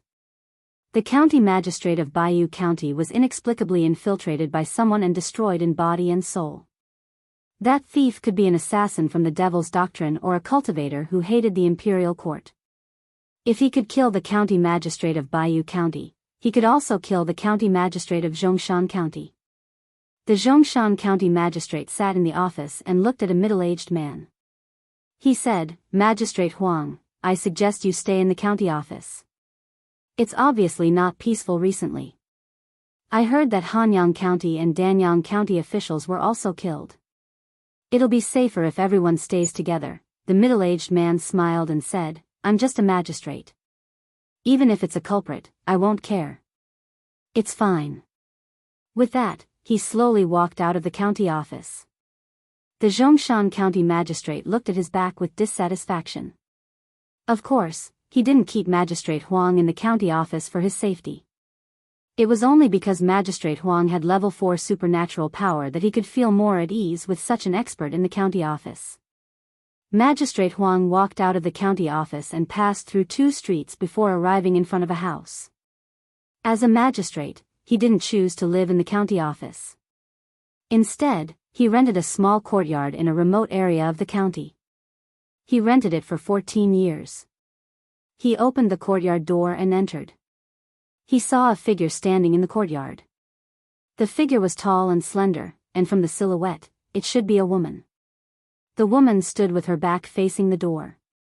She wore a conical bamboo hat on her head. A black veil hung from the edge of the hat, covering her face. County Magistrate Huang looked at the figure and paused for a moment.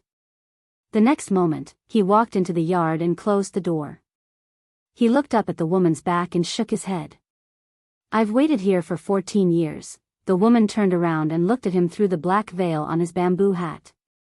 There was a trace of melancholy on County Magistrate Huang's face as he muttered to himself, "For the past 14 years, I haven't had a good night's sleep. I knew that you would find me in the end. I wanted you to come, but at the same time, I didn't want you to come. Why?" The woman's voice was cold, as if it didn't contain any human emotions.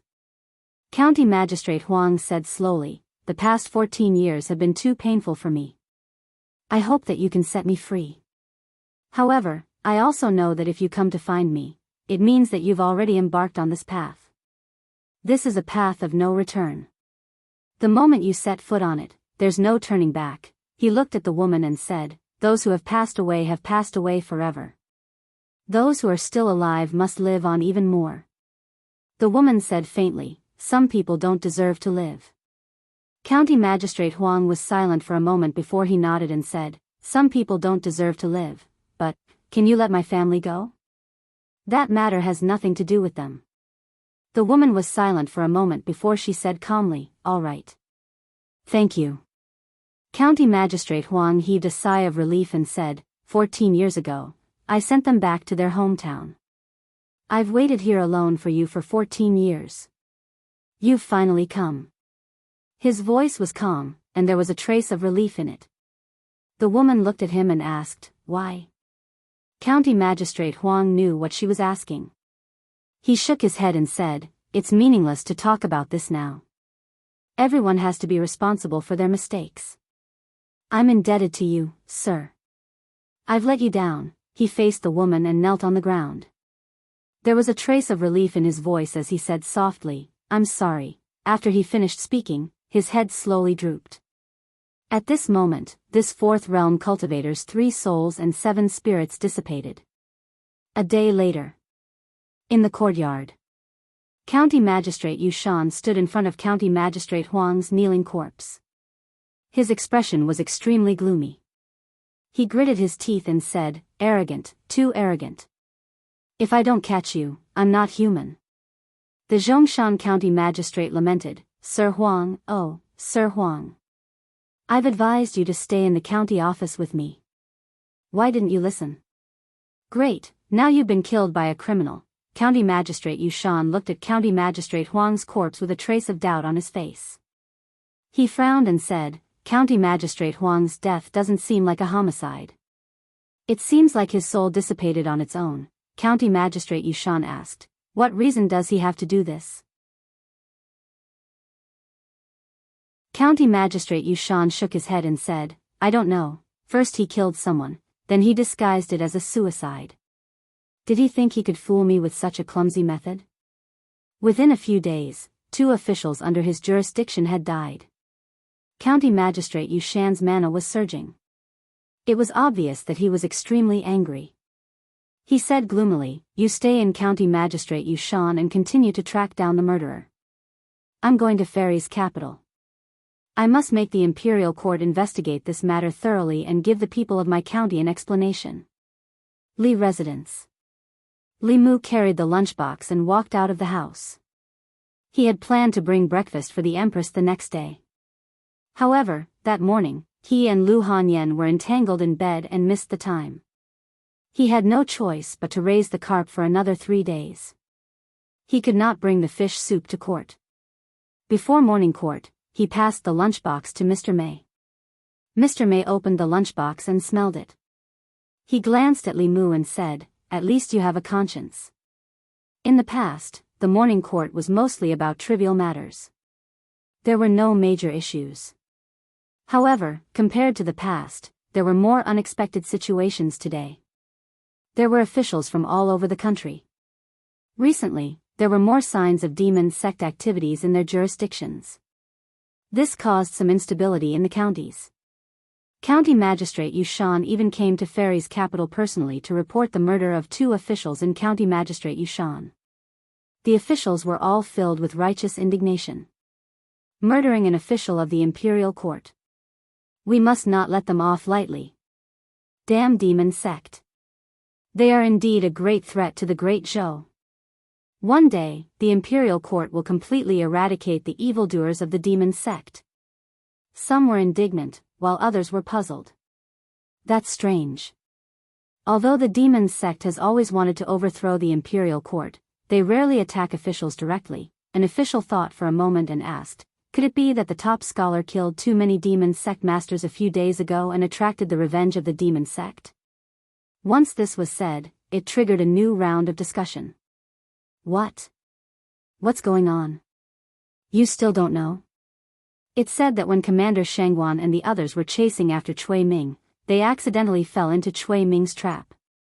It was Zhuang Yuanlang who helped them escape, took down Cui Ming, and even killed an expert from the Devil's Sect. After that, Zhuang Yuanlang was listed as a wanted man by the Devil's Sect. It said that the Devil's Sect put a very high bounty on his head and attracted a lot of experts, but they were all killed by him. He killed more than 25th level experts, and there's even a rumor that even the great elder of the Soul Sect, the 6th level Nether Hell Saint, died in his hands. That's too exaggerated. More than 25th realm masters and 1/6th realm master. The top scholar's cultivation is only at the 4th realm. Although his cultivation isn't high, he must have a treasure bestowed by Her Majesty. I heard that in Jiangyin County, someone even saw the Empress's avatar descend. That Nether Hell Saint must have died in the hands of the Empress avatar. In the Imperial Court, the officials were discussing fervently. The topic quickly shifted to the demon sect and Li Mu. Many people were shocked to the point of disbelief when they heard that Li Mu had killed dozens of demon sect 5th realm masters. More than 25th realm masters. Among the 100 people standing in the Golden Palace, there were only 25th realm masters. Even if they were to calculate, it might not be enough for Li Mu to kill. In the Great Zhou's 36 counties, the county governors and county ministers were all 5th realm masters. there were less than 100 of them in total. If more than 20 of them were killed by the demon sect, the transcending state masters of the Great Zhou would probably join forces and attack the demon sect's lair. Moreover, other than the death of more than 25th realm masters, the demon sect also lost a branch sect's first elder and a 6th realm master. If they were to calculate, if they only killed 2 minor officials of the imperial court to vent their anger, then the demon sect was already very rational. They were even more rational than the Great Zhou court.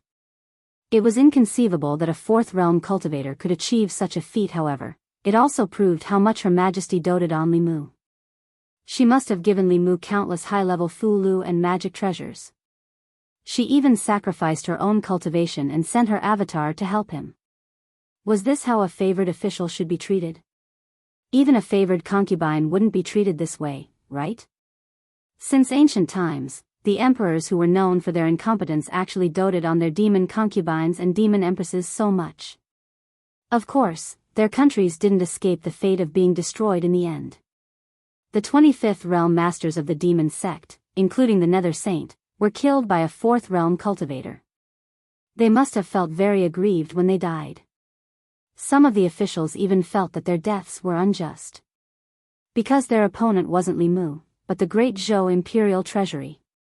They even guessed that if the person who wanted to kill Li Mu was a 7th realm master of the demon sect, the Empress would probably come personally. So many experts of the demon sect had died, but the officials were only shocked for a moment. 2 7th rank officials had died, but the investigation had to be carried out. This was the principle of the imperial court.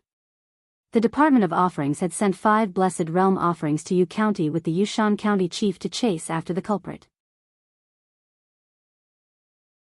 This was enough to show how much importance the imperial court attached to this case.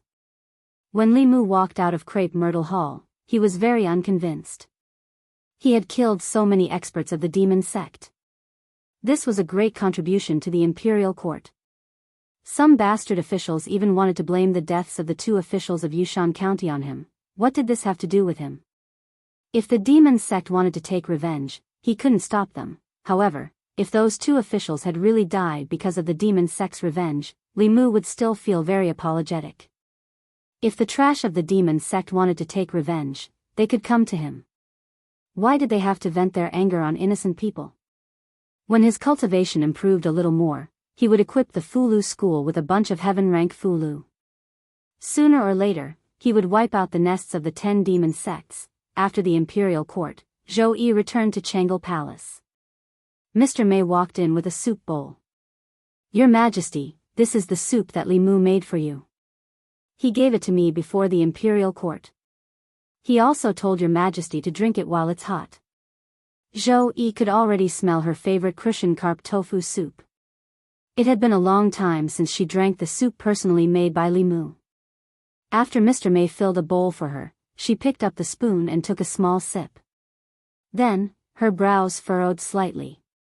"That's not right," Mr. Mei was surprised. "What's wrong? Doesn't it taste good?" Zhou Yi shook her head. "It tastes good, but it doesn't taste like what he made." She closed her eyes and counted with her fingers. Her expression was somewhat complicated. After drinking another mouthful of soup, she looked at Mr. Mei and said, "I think it's better to give her a title of nobility." Mr. Mei froze for a moment. He quickly realized who she was talking about. After thinking for a moment, he asked, "Then the jade bracelet and the golden hairpin, no?"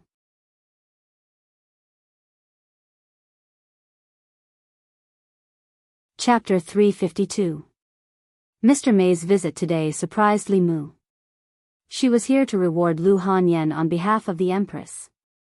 Li Mu was a 5th rank official, and Lu Hanyan was also given a 5th rank title by the Empress.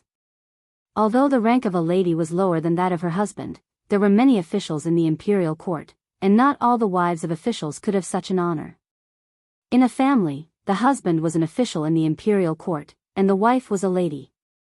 Only then could she be considered to have entered the circle of nobles. Li Mu had no interest in entering this circle. He just felt that this set of ladies' clothes looked beautiful on Lu Hanyan. Yin, Miao Miao, and the others happened to be in the residence. They urged Lu Hanyan to put on the dress and then surrounded her with envy. Like officials, a lady had a rank and salary. For a woman, having a lady's title was equivalent to entering the ranks of nobles. Enine looked around and asked curiously, "Is this the only dress?" Lu Hanyan asked, "What else?" Enine said, "Even if there isn't any precious jewelry, there should be silk or something like that." "Her Majesty is too stingy," Lu Hanyan defended the Empress and said, "Don't say that about Her Majesty. I didn't do anything, and I got a lady's title. This is already Her Majesty's special gift." Miao Miao said, "Although you didn't do anything, brother-in-law did a lot of things. It's the same as what you did. In a few days, you will be a real family." There was less than half a month before the wedding. Li Mu had prepared most of the things that needed to be prepared. Enine, Miao Miao, and the others were here to accompany Lu Hanyan to shop. It just so happened that Li Mu was also on break, so he followed behind them and helped them carry their things. Shopping with women was a very troublesome thing. Li Mu bought things decisively and straightforwardly. Once he saw something he liked, he would pay the bill. They, on the other hand, had to pick and choose and shop around. Even though she was not short of money now, she still enjoyed this kind of thing. Lu Hanyan and the girls walked out of a rouge shop. On the street, a young man suddenly walked up and asked in surprise, "Miss Hanyan, is it really you?" Lu Hanyan looked at him and asked doubtfully, "You are?" The young man said, "I am Du Ming, a student of the Myriad Scroll Academy. I used to listen to you play a lot. Don't you remember me?" Lu Hanyan thought for a moment and replied politely, "Oh, it's young master Du, I remember." Du looked at her and asked, "Miss Hanyan, are you still there? Ever since you left, there weren't many musicians who were worth listening to." Lu Hanyan shook her head and said, "I'm not there anymore." Du Ming asked, "I don't know which music house Miss Hanyan is playing in now. In the future, I will definitely support you." "Oh right, I'm holding a banquet at the Fragrance House today. I don't know if Miss Hanyan can do me the honor." As soon as he finished speaking, someone suddenly patted his shoulder. Du Ming frowned. When he turned around, he was immediately frightened. He said in a trembling voice, "Li Mu, what do you want?" The people who were taken out of the academy by Li Mu were now either dead or sentenced. This caused him to be nervous when he saw Li Mu. Li Mu looked at him and said, "Treating my wife to a meal. I want to ask, what do you want to do?" Du Ming looked at him and then looked at Lu Hanyan. He was shocked, but he quickly came back to his senses. He immediately said, Sorry, I didn't know Miss Hanyan was your wife. I didn't mean to offend you. I'll leave now." After he finished speaking, he quickly left and didn't dare to look at Lu Hanyan again. Seeing Du Ming run away, Enine smiled and said, "It's good to have brother-in-law. In the past, these people were always pestering us and couldn't be chased away. Now, let's see who dares to bother Sister Hanyan." Not far away, Du Ming had already run far away and was still in shock. A few young people stood in place. One of them looked at him and asked, "Didn't you say you saw someone familiar? Why did you come back so quickly? Did you get the wrong person?" Du Ming looked in a certain direction and still couldn't believe it. He muttered, "How did Miss Hanyan become his wife?" When they heard this, they were all stunned. "What? That Li Mu has a wife? Didn't they say he was still a virgin? Miss Hanyan? Could it be the top musician of the Great Music Workshop 2 years ago? Didn't she leave Shindu? How did she get involved with Li Mu?" The name Lu Hanyan was quite famous in the divine capital. Not only was she beautiful, but she was also very good at music. She was loved by some people who liked music. Later on, she left the divine capital for no reason. In a small area, she caused quite a commotion. Other than liking her music, Du Ming also admired her.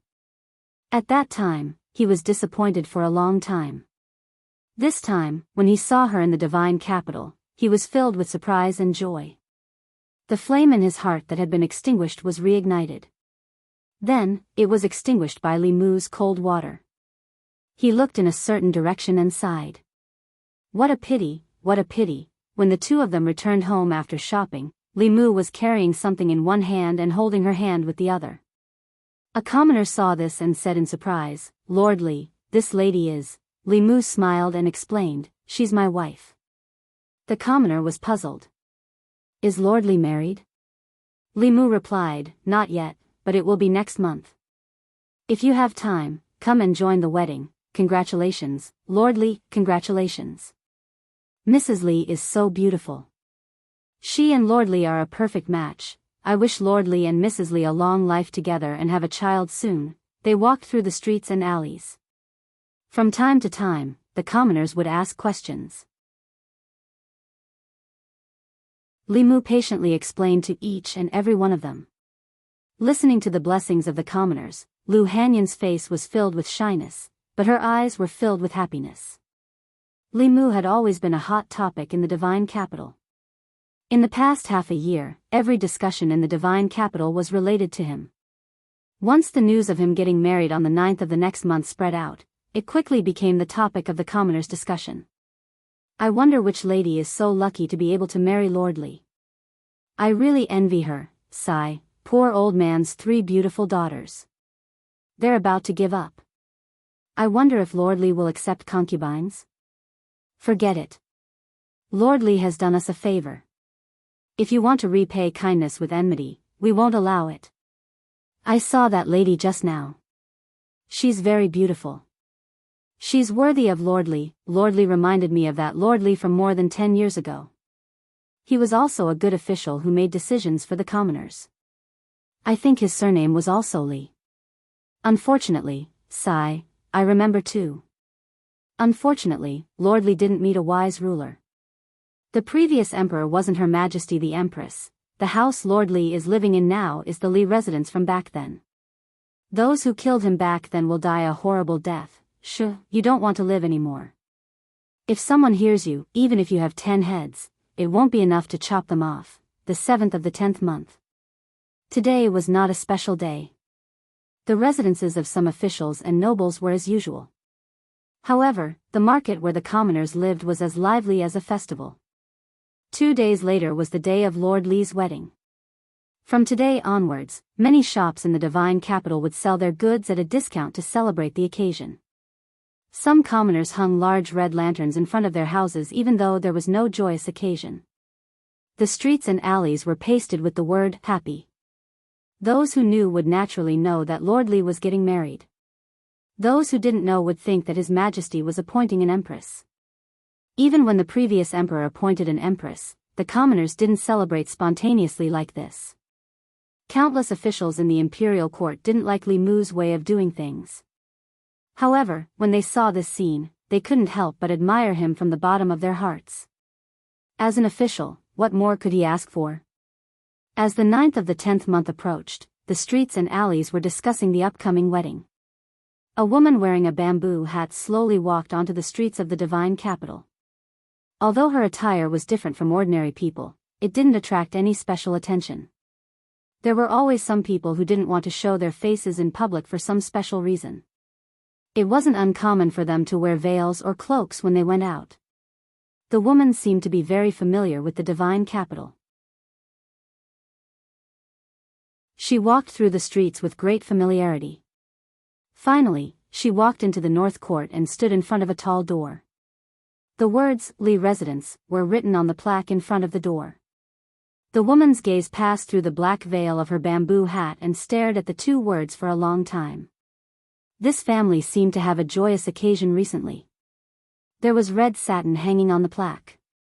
The word "happy" was also pasted on the 2 large red lanterns.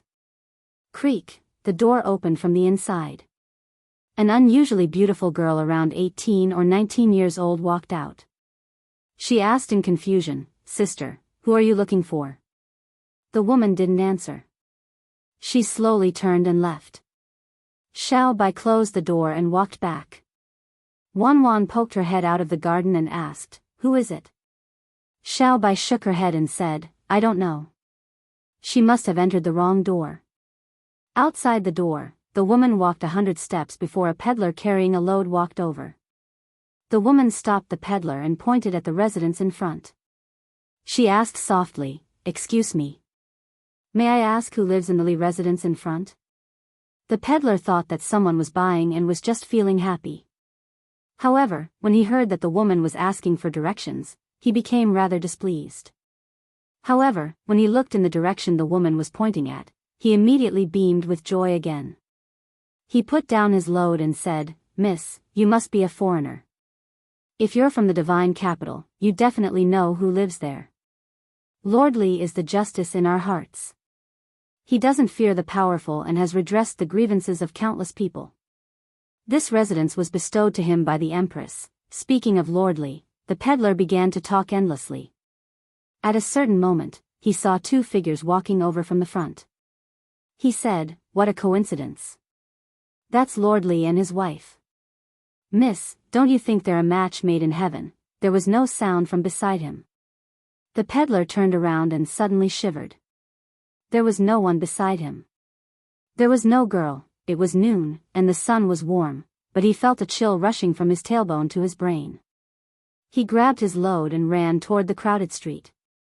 In front of the Li residence, Li Mu held Lu Hanyan's hand. Just as he was about to step through the door, he suddenly sensed something and turned to look in a certain direction. There was only a peddler carrying a load there. For some reason, he was running for his life. Lu Hanyan saw him stop and also looked back. She asked in confusion, "What's wrong?" Li Mu shook his head and said, "It's nothing. Let's go in."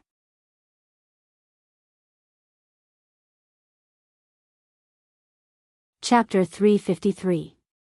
At that moment, Li Mu inexplicably felt a strong throbbing in his heart. For cultivators who had refined their 3 spiritual and 7 physical souls, it was rare for them to have such a feeling. Most of their senses had a reason, but when Li Mu looked over, he did not find anything. The two of them walked into the house and the door of the Li residence closed. In a shallow alley in the north court, in a place that Li Mu could not see, a woman leaned against the wall. Her face under the cloak was extremely pale. The 8th of October. There was only one day left until the wedding day. Lu Hanyan returned to the Great Music Lane, which she regarded as her maiden home. Tomorrow, Li Mu would bring her back in a palanquin with 8 carriers. As the wedding day approached, Li Mu became leisurely. He did not invite many people, and there were not many guests coming tomorrow. Fu Daozi was still in seclusion. Yu Zhenzi and Hyun Jinko came as representatives of the Fulu school. Although the headmaster and the other peak chiefs did not come, they still sent their gifts. The talismans on Li Mu's body had been almost used up in the battle with the killers of the Devil's Doctrine. He took advantage of this wedding to replenish them. Hanja and junior sister Qin also came with Yu Zhenzi and the others. Hanja looked at Li Mu with regret and said, "Actually, I thought that you and Li..." Before he could finish, he was kicked by Li Si behind him. Zhang Shan covered his mouth from behind and dragged him away. After a while, Hanja came back and said, "No matter what, congratulations to you for marrying such a good woman like Marshal Aunt Lu. I wonder where my future Dao companion is now." Junior sister Qin casually walked in front of Hanja, coughed softly and puffed out her small chest. Hanja glanced at junior sister Qin and looked at Chen Miao Miao, who was standing beside Li Si and had lost a lot of weight. He said, "Even Li Si has junior sister Chen. God is really unfair." Chen Miao Miao also came with Li Si this time. She had an earth elemental body. Before her cultivation reached a high level, her body shape would be different from ordinary people. But after cultivation, she was much thinner than before. Of course, even if she had lost half of her weight, Li Si still looked like a little bird standing beside her.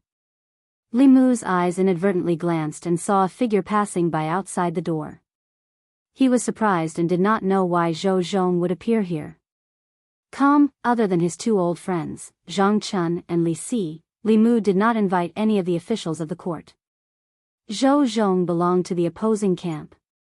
He could not have come to congratulate Li Mu on his marriage. Li Mu walked out of the gate and saw Zhou Zhong standing beside the carriage, looking at the gate of the Li estate. Li Mu walked over and asked, "Assistant Minister Zhou, is something the matter?" Zhou Zhong looked at the plaque of the Li estate and said indifferently, "Nothing."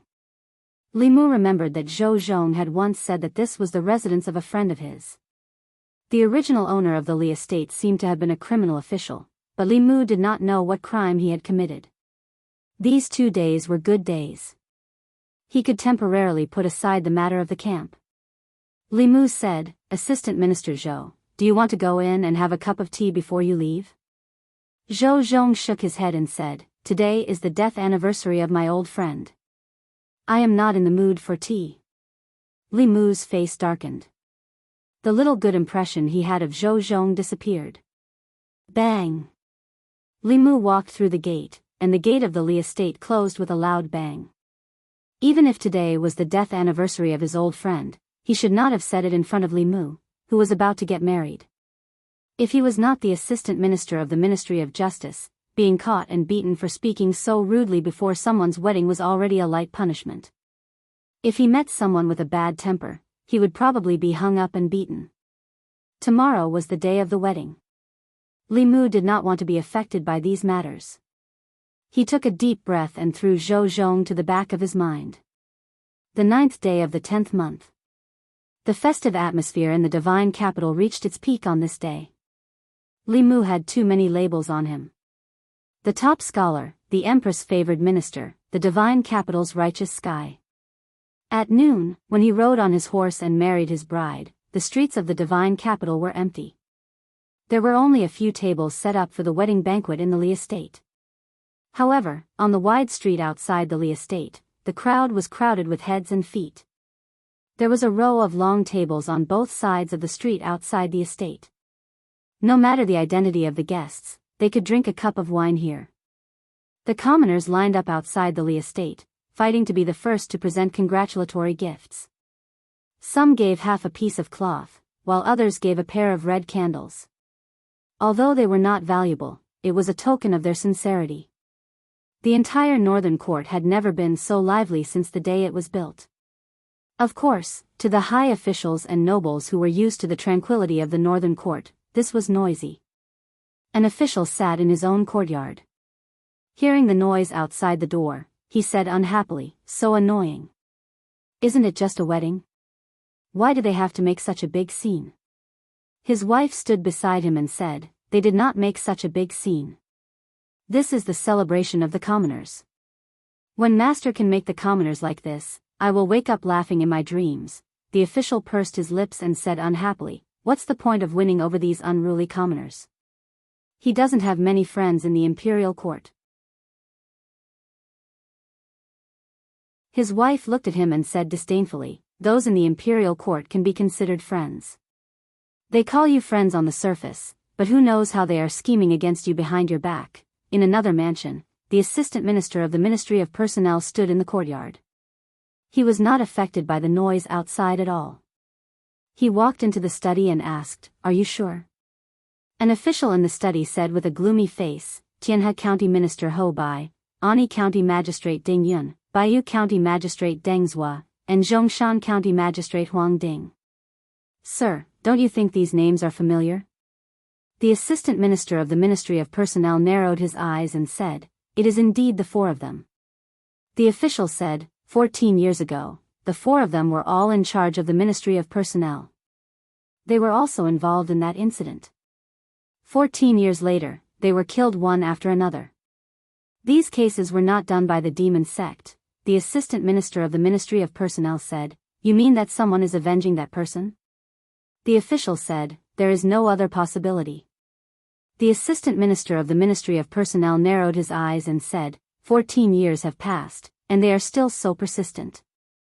Who could it be? Did someone from the Li family escape the net? The official thought for a moment and said, "The entire Li family was wiped out back then. There can't be anyone who escaped the net." The assistant minister of the Ministry of Personnel scoffed and said, "No matter who it is, just capture them and deal with them. If he can make a move on these 4 people, he won't let other targets go. He probably doesn't have the guts to do so in Shindu. Check where the officials who were involved in this incident are now."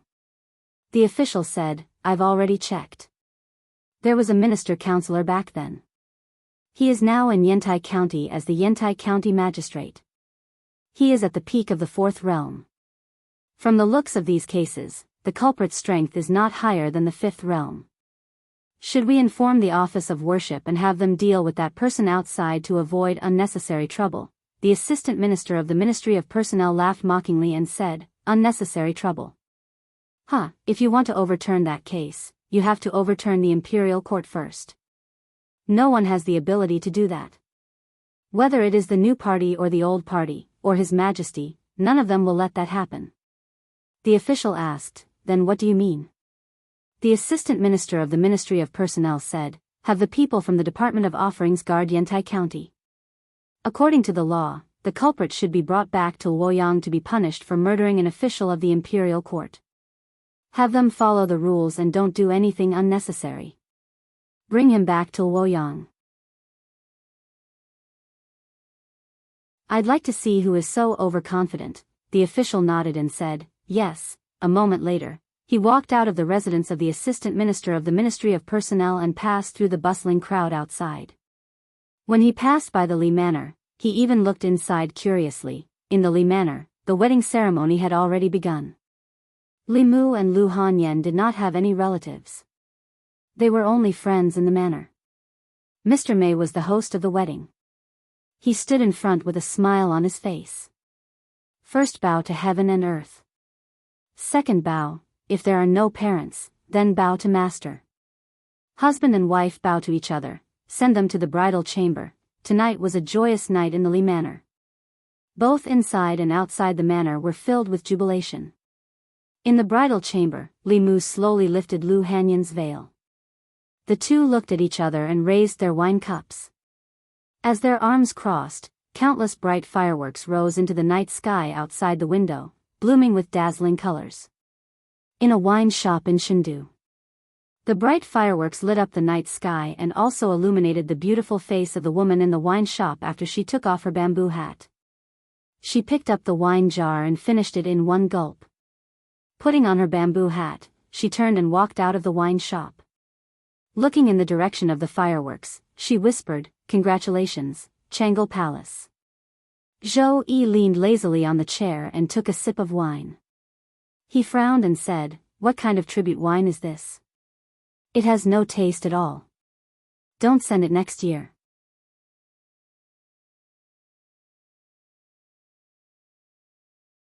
Chapter 354. The past night was destined to be a sleepless night for many people in the divine capital. The famous Lord Li had just gotten married. Who knew how many women in the divine capital were sad? He was the top scholar in both civil and military affairs, the empress' favorite, the messenger of justice, and the people's justice. He was also so handsome. For the young women in the divine capital, he was undoubtedly the ideal husband candidate. Especially for such a man. He hadn't even gotten married yet. Some women who thought they were pretty would intentionally or unintentionally linger in front of the Li Manor, fantasizing about having a romantic encounter with him and becoming the mistress of the Li Manor in the future. Before Li Mu's wedding, they still had some hope. Now, their hopes were dashed. They couldn't feel any jealousy towards that lucky woman. They could only wish them happiness. Li Manor. The sun had already risen to the top of their heads. Li Mu and Lu Hanyan walked out of the room. Lu Hanyan's face was rosy. She hid the smile in her eyes. Li Mu, on the other hand, was gloomy and unhappy. Just last night, the two of them finally had their first yin-yang dual cultivation. The process of dual cultivation was undoubtedly very happy. But the result was unacceptable to Li Mu. Last night, their yin and yang merged. Many years of pure yang and pure yin power flowed in their bodies. Lu Hanyan's cultivation successfully broke through to the 5th level. Li Mu's cultivation also experienced a surge, but he was still stuck at the peak of the 4th level. He was still one step away from the 5th level. However, this step was the most difficult step. Some people could take this step in a few days. Some needed half a month. Some took 3 to 5 years. Some took 30 to 50 years. There was no pattern. Li Mu started cultivating before Lu Hanyan. He was also the one who led her onto the path of cultivation. But she broke through to the 5th level before Li Mu. Li Mu was so angry that he trembled. Was he destined to be under a woman for the rest of his life? Damn the heavens. They were both yin and yang dual cultivators. This was too unfair to him. Lu Hanyan held his arm and comforted him. Don't be discouraged. Maybe you'll break through in a few days. In the future, I'll protect you. Although she was comforting Li Mu, there was an unconcealable pride in her tone. Li Mu glanced at her and said, "Do I look like someone who needs a woman's protection?" As he spoke, his voice became softer and softer. Because he realized that he really was that kind of person. In terms of safety, they used to rely on Li Qing, then Su He, and then the Empress. In terms of finances, they had always relied on Lu Hanyan. Only when he thought about it carefully did he realize that he had been relying on women all this time. Now that even Lu Hanyan's cultivation was higher than his, Li Mu couldn't help but feel a little sour in his heart. What son of heaven? Maybe he was just a son adopted by the heavens. After the meal, Li Mu decided to enter the palace.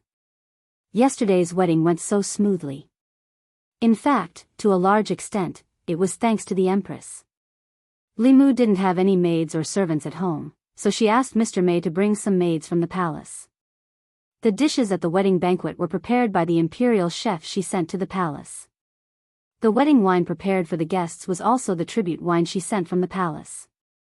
Although she didn't come herself, she asked Mr. Mei to arrange his wedding very well. Changle Palace. Li Mu walked into the hall. The Empress, who was reading the memorials, didn't even raise her head. She asked, "Why did you come to the palace instead of staying at home with the bride?"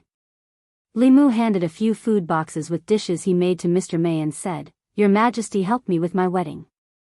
I'm here to thank you." Zhou Yi looked up at him and said, "If you really want to thank me, then help me read these memorials. There are endless memorials every day." It's so annoying. Li Mu found that the Empress was becoming more and more presumptuous after they became familiar with each other. There are endless memorials every day. It's so annoying. Is this something an Empress should say? Even if she was really annoyed, she couldn't say it out loud. Wise emperors were all busy at night. Only a fatuous emperor would be annoyed by the memorials. If this sentence was written down, it would leave a bad name in the future. In the past, she would still pretend and put on airs in front of Li Mu. Now she didn't even want to pretend. Li Mu wanted to help her, but the harem couldn't interfere with politics. How could a minister help the emperor deal with memorials? If this was known, a favored minister would never be able to get rid of the label of messing up the government. Li Mu shook his head and said helplessly, "Your Majesty, this isn't very good." Zhou Qiong looked at him disappointedly and said, "I understand now. You used to say that you would go through water and tread on fire for me, but it was all fake. You weren't even willing to help me look at the memorials, let alone go through water and tread on fire." Li Mu walked up and said helplessly, I'll see, okay." The Empress completely revealed her true nature in front of him today. She didn't even pretend anymore. She even used Li Mu's words to trick him. If Li Mu refused, it would mean that what he said to the Empress before was all false. Mr. Mei put the food in the food boxes on the table. Li Mu picked up the pile of memorials and went to the corner. The memorials presented by each ministry were sorted according to their importance. The Empress had already dealt with the most important memorials. The rest were the less important ones. There were 36 counties and hundreds of counties in the Great Zhou.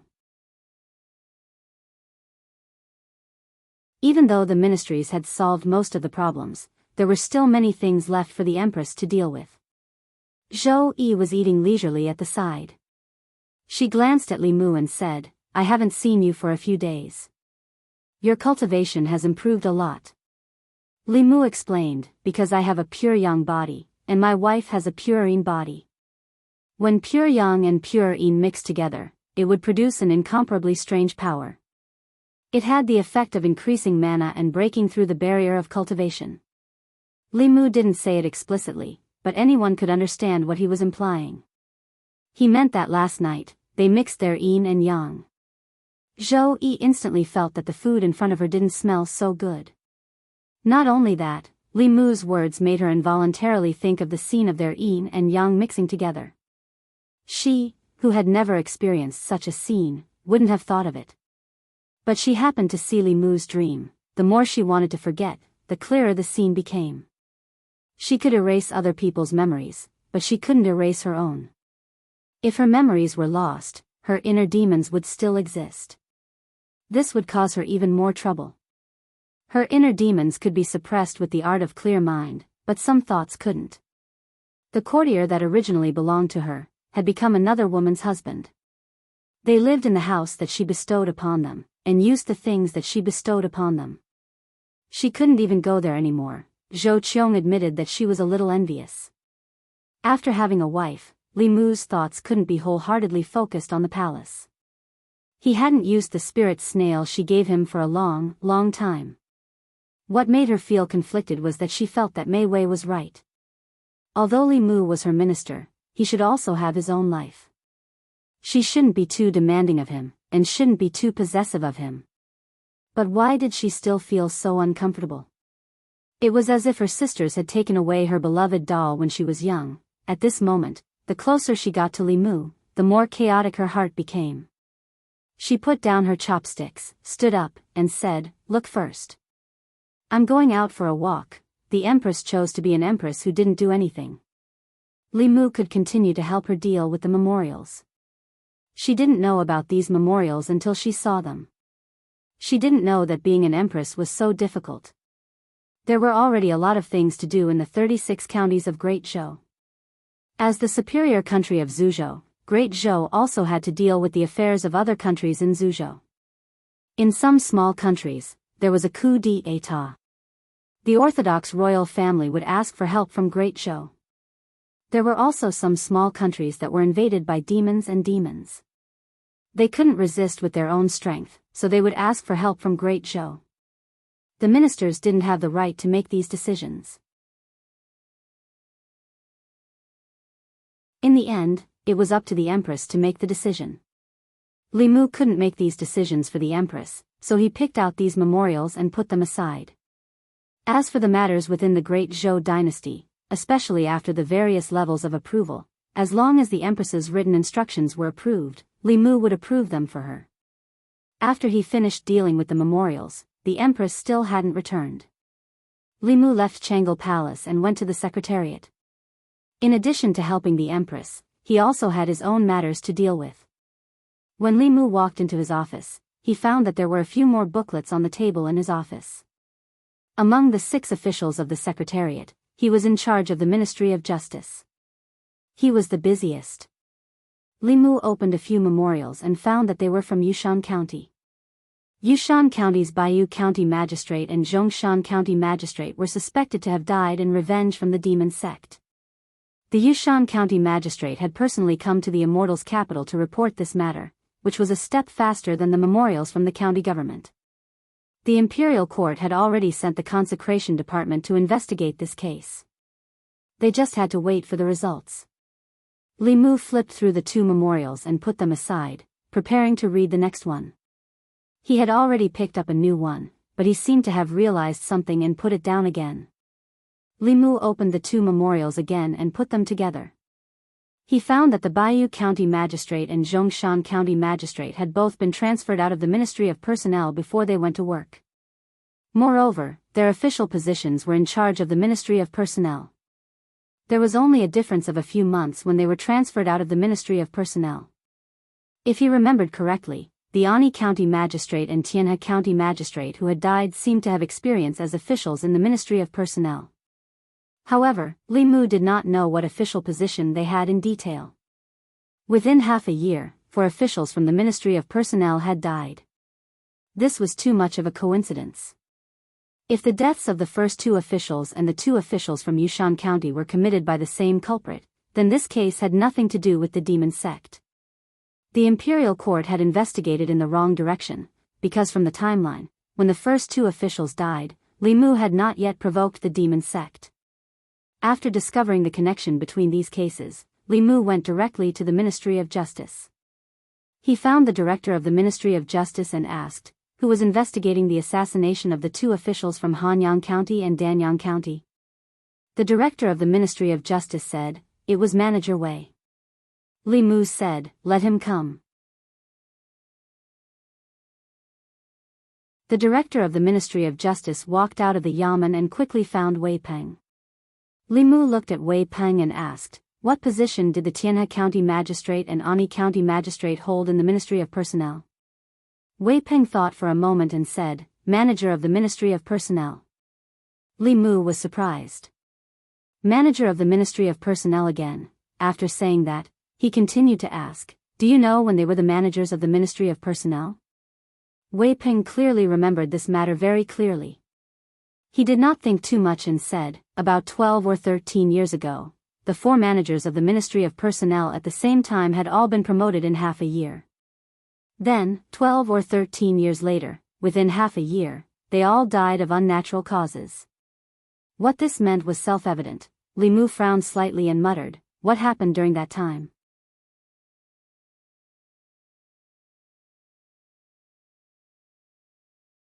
Chapter 355. Li Mu had originally thought that these cases were the work of the demon sect. However, when he followed the clues to this point, he was shocked to find that things were not as simple as they seemed. 3 counties and 4 counties, 4 cases, all pointed to the Ministry of Personnel. If these 4 cases were all done by the same person, then the severity and viciousness of these cases would be raised by several levels. Li Mu immediately made a decision and said, someone, come with me to the Ministry of Personnel. The director of the Ministry of Justice glanced at Wei Peng and said, why aren't you following Lord Li? After analyzing the clues of these cases, Li Mu believed that the final answer lay in the Ministry of Personnel. The Ministry of Personnel was not far from the Ministry of Justice, so they arrived quickly. Wei Peng was already a frequent visitor to the Ministry of Personnel, so he quickly sent for detailed information on the 4 assassinated officials. Managers of the Ministry of Personnel at the same time, promoted at the same time, and assassinated at the same time. Li Mu looked at the 4 sets of information and said, there should be another one. Check, who else was promoted at the Ministry of Personnel during that time? After the minor official flipped through the files, he said, there's one more person, Lord Yu, who was the minister counselor at the time. After the 4 managers were promoted, he was quickly transferred to Yantai County and promoted to Yantai County Lieutenant. Li Mu could already guess that the reason for these people's promotions more than 10 years ago was probably the reason for their deaths more than 10 years later. Obviously, as long as he found out why they were promoted more than 10 years ago, he would be able to find out the identity of the mastermind behind these cases. Li Mu continued to ask, do you know the reason for their promotions? The minor official shook his head and said, I've only been in the Ministry of Personnel for 3 years, so I don't know what happened more than 10 years ago. If Lord Li wants to know what happened more than 10 years ago, you can ask me directly. Seeing a middle-aged man walk in, the minor official immediately bowed and said, Lord Assistant Minister. Li Mu looked at the man, his eyes slightly focused, and said calmly, Assistant Minister Chen. Li Mu and this left Assistant Minister of the Ministry of Personnel had quite a bit of enmity between them. The wife of the county magistrate of Yang County, who was killed by Xiao Yu, was this person's sister. At that time, the enmity between him and Li Mu had already been formed. After that, Li Mu came to the divine capital and scolded this person in the imperial court. He didn't leave him any face and this caused the enmity between them to deepen. The assistant minister of the Ministry of Personnel said slowly, more than 10 years ago, there was an official in the Ministry of Personnel who colluded with the enemy and committed treason. He was exposed by the other officials in the Ministry of Personnel. Later, that official's entire family was executed. The other officials in the Ministry of Personnel were all promoted and placed in important positions. The officials who died were all promoted during that period. It was obvious that they were retaliated against by the remnants of the guilty officials' party. However, the honored masters of the Department of Offerings have already gone to Yantai County. I believe that the culprit will be arrested very soon. He didn't expect the Ministry of Personnel to have already found out about this. Li Mu didn't need to make this trip. He was about to leave when the assistant minister of the Ministry of Personnel suddenly smiled and said, Lord Li, you may not know this, but the Li residence you're living in now is the residence of that guilty official. The day before your wedding is the anniversary of the death of that guilty official's family. I wonder if you heard the screams of their ghosts on your wedding night." Before the assistant minister of the Ministry of Personnel finished speaking, his expression changed abruptly.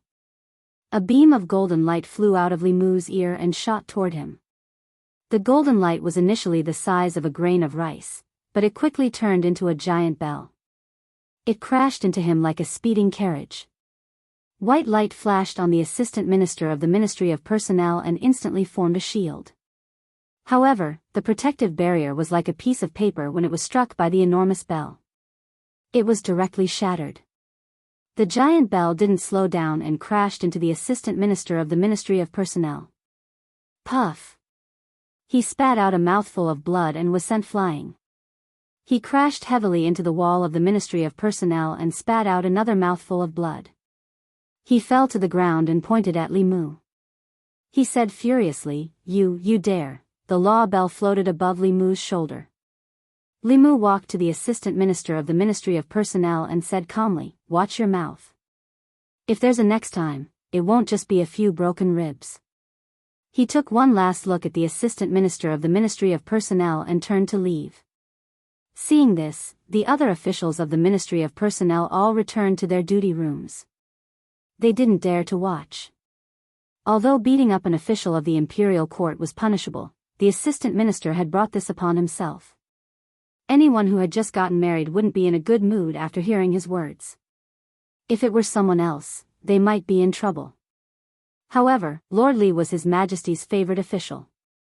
If the assistant minister dared to make a big deal out of this, he would be the one to suffer in the end. The assistant minister of the Ministry of Personnel got up from the ground and fixed his ribs with a solemn expression. He patted the dust off his body and walked out of the Ministry of Personnel. He was just trying to show off. He didn't expect that Li Mu would dare to beat him up in the Ministry of Personnel. Under the Empress' favor, this person was lawless. However, he could only endure today's humiliation for the time being. With how much the Empress doted on Li Mu, it wouldn't do him any good if this matter reached the imperial court. He walked out of the Ministry of Personnel and quickly arrived at the Ministry of Justice. In the assistant minister's office, Zhou Zhong looked at his sorry state and asked, "Lord Chen, what happened?" The assistant minister of the Ministry of Personnel didn't speak. Instead, he asked, "Are you sure no one from the Li family escaped?" Zhou Zhong glanced at him and said, "You should know better than me." The assistant minister of the Ministry of Personnel said, "I just remembered that he has a daughter. She wasn't in the divine capital at the time and couldn't be found. The 4 managers of the Ministry of Personnel back then all died in the past half a year. I'm afraid she's the one behind this." Zhou Zhong asked, "Are you afraid that she'll come after you for revenge?" "Aren't you afraid? Don't forget that you stood on our side in the end." The assistant minister of the Ministry of Personnel glanced at him and said, "However, she won't have the chance to come after us. The people from the Department of Worship have already set up an ambush in Yantai County. They should be able to capture her and bring her back to the divine capital soon. When that time comes, don't let her have the chance to say anything. Although this won't cause us much trouble, the higher-ups still don't want to hear any rumors." Zhou Zhong nodded and said, "Don't worry, I know." The assistant minister of the Ministry of Personnel looked at him and said, "I'm worried that you'll remember our old friendship. Lord Zhou, you're a smart man. I believe that you'll make the right choice. You should know that we weren't the only ones who wanted him dead back then.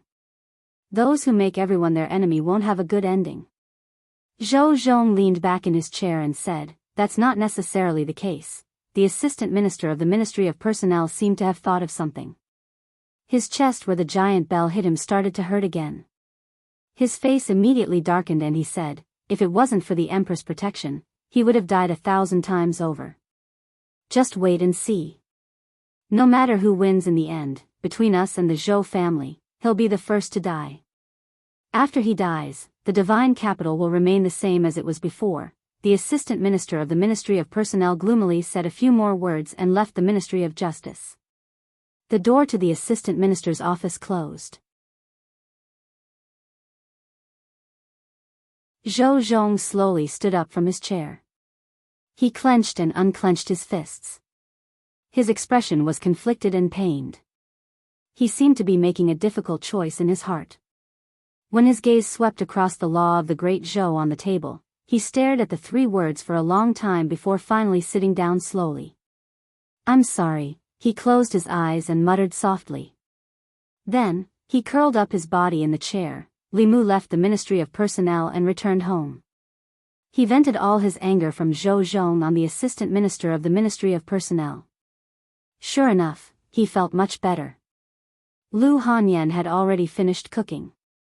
She asked, "Why did you come back so late today?" Li Mu explained, "I helped the Empress approve some memorials. Then, I went to the Ministry of Justice and the Ministry of Personnel. I was delayed for a while." Lu Hanyan asked in surprise, "Why did you help the Empress approve memorials? That's going against the rules. Won't you be impeached?" Although Li Mu also approved some memorials, the ones that were sent to the Empress were all important matters. Not even the Prime Minister had the right to approve them, let alone a minister from the Secretariat. Li Mu waved his hand and said, "Don't worry. If she doesn't say anything, and I don't say anything, no one will know." Lu Hanyan was still confused. She asked, "Why didn't Her Majesty approve them herself?" Li Mu said, "You don't know Her Majesty. She's actually very lazy when it comes to politics. You'll know when you get to know her in the future. But she hasn't been coming to our house recently. Maybe she's afraid of being upset." Lu Hanyan asked, "Upset by what?" Li Mu explained, "Seeing us being so lovey-dovey, and thinking about how she's all alone, she's upset, Mr. May stood at the door of the Li Manor with a box of food in his hand. He snorted loudly. Li Mu's expression changed instantly. He smiled and said, "Sister May, you're just in time. Do you want to sit down and eat together?" Mr. May was here to deliver the box of food. He handed it to Li Mu and glared at him. "No need. I still have things to do in the palace." She was about to leave when Li Mu remembered something. He ran out of the door and said, "Sister May, wait." Mr. May turned around and asked, "What's the matter?" Li Mu asked, "Sister May, do you know who the previous owner of the Li Manor is?" Mr. May was surprised. "Why are you suddenly asking this?" Li Mu said, "I'm just curious." Mr. May looked around and nodded. "I know. It's the former Assistant Minister of the Ministry of Personnel, Li Yi." Li Mu said, "I heard from the Ministry of Justice that he betrayed the country and his family was exterminated by the Imperial Court." Mr. May thought for a while and said, "Lord Li is a really good official. He pushed for the reform of the law and proposed to abolish the Silver Act. He tried his best to stop the previous emperor from granting the death exemption. He did a lot of good things for the people." She suddenly looked at Li Mu and said, "Actually, you're very similar to Lord Li. You're in a high position, but what you do is for the people." Li Mu said in surprise, "How could such a person betray the country?" Mr. May shook his head and didn't explain further. Li Mu understood what she meant. What Li Mu and he did affected the interests of the privileged class in Luoyang. Their enemy wasn't one party in the imperial court, but all the parties combined. Without a reliable backer, this kind of reformer usually didn't have a good ending. He was lucky to have met the Empress. Otherwise, his ending wouldn't be much better than Lord Li's. Li Mu had the Empress, but Lord Li didn't. Li Mu asked, "Did the previous emperor just watch this kind of loyal official be persecuted?" Mr. May shook his head. He tried his best to stop the previous emperor from granting the death exemption. The previous emperor was also very dissatisfied with him. The previous emperor tacitly agreed to those people persecuting him. When Li Mu heard this, he was furious and cursed, "This bastard." Mr. May knocked on his head and said, "Mind your status. Is this something you can say?" After that, she touched Li Mu's head and said, "Let's not talk about that bastard. I forgot to tell you that starting tomorrow, you don't have to bring food to Her Majesty anymore." Li Mu breathed a sigh of relief and said, "I can finally sleep more in the future." Mr. May said, "You can cook in the imperial kitchen from now on." Li Mu was shocked. What? Mr. May glanced at him and asked, What? You don't want to? Did you forget what you said to Her Majesty before? You're willing to go through fire and water for her. Now you don't want to cook a few dishes for her? Were you lying to Her Majesty before? Li Mu looked at Mr. May blankly. Mr. May stared at him and asked, Why are you looking at me? Li Mu murmured, Why do you speak so much like Her Majesty? As a friend, I have to remind you that Her Majesty is different from you. At your age, you should be down to earth, considerate, and sensible. If you still play the little girl game, you might not be able to get married in this lifetime. Mr. May asked, What's different about Her Majesty? Li Mu looked around and whispered, You still have a chance to get married, but Her Majesty doesn't. Even if she wants to marry, no one dares to marry her. It's more likely that she marries someone else. For Mr. May, Li Mu felt like a younger brother who had a family and saw that no one wanted his older sister. She wasn't in a hurry, and Li Mu was worried for her too. He had to let her know her place. Her age was comparable to two 18-year-old girls. If she couldn't recognize herself, she might still be alone when she was 80. For this reason, Li Mu even criticized the Empress behind her back again. However, he trusted Mr. May a lot. At most, she would give Li Mu a slap on the head, but she wouldn't complain to the Empress. Li Mu's trust in Mr. May completely collapsed when he slept next to Lu Hanyan at night and saw the Empress waiting for him with a whip in her dream.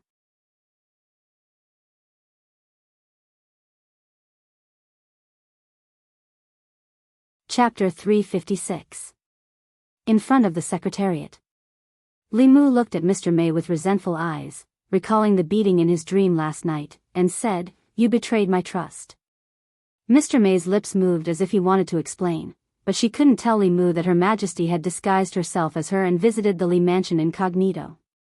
She coughed softly and said, I didn't tell Her Majesty, but in Shindu, you can't hide it from her if you criticize Her Majesty behind her back. As Li Mu's cultivation improved and his knowledge widened, the mysterious veil of the masters of the upper realm had long been removed in his eyes. The Empress's cultivation was high, but it wasn't so high that she could know everything in the world just by sitting in the Changle Palace. She could even hear Li Mu complaining about her. Now he began to wonder if the Empress had installed some kind of eavesdropping magic weapon on him. Or maybe when he was persuading Mr. May yesterday, she used the dark light technique to spy on him, but he had a jade talisman that could shield the secrets of heaven, so the dark light technique couldn't spy on him. Could it be that the Empress blocked others and only gave herself permission? Just in case, Li Mu put the jade talisman that he carried with him into the teapot space. Most of the time, he didn't care if the Empress spied on him, but today was different from the past. He still had some inconveniences every day. As for the thing that could shield the secrets of heaven, he could use Fu Lu instead. The secrets of heaven were hard to predict, but shielding them was easy. He had the lifetime experience of Talisman Daozi and the inheritance of the Taoist page, so it wasn't difficult to draw a Fu Lu to replace the shielding jade talisman. After parting with Mr. May, Li Mu walked into the Secretariat. These days, Li Mu had dealt with all the memorials that he needed to deal with in time. Today, he was only busy for more than 15 minutes and had nothing to do. Since he had nothing to do, he picked up a pen and wrote a name on a paper.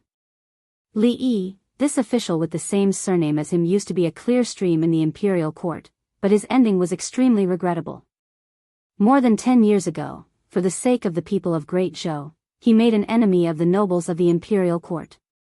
More than 10 years later, Li Mu was living in his old house, doing things that he had never finished. It seemed that fate existed in the unseen world. The 4 dead managers of the Ministry of Personnel were probably one of the people who had framed him back then. The real culprit behind their deaths was very likely a friend of Lord Li's. Li Mu felt a little regretful. Revenge was indeed satisfying, but the majesty of the law was not to be challenged. The 4 of them had broken the law and should be tried by the imperial court. He had killed many officials of the imperial court for personal gain. The circumstances were extremely bad. No matter what the reason was, he would not be able to escape death. At this point, Li Mu could not save him, but he wanted to do something for him. for the hero who had died in vain. Not for anything else, but for the fate of a house. He left the Secretariat and returned to the Ministry of Justice. As soon as the director of the Ministry of Justice saw him, he came out of the yamen and asked, "Does official Li have any orders?" Li Mu said, "I want to investigate a case."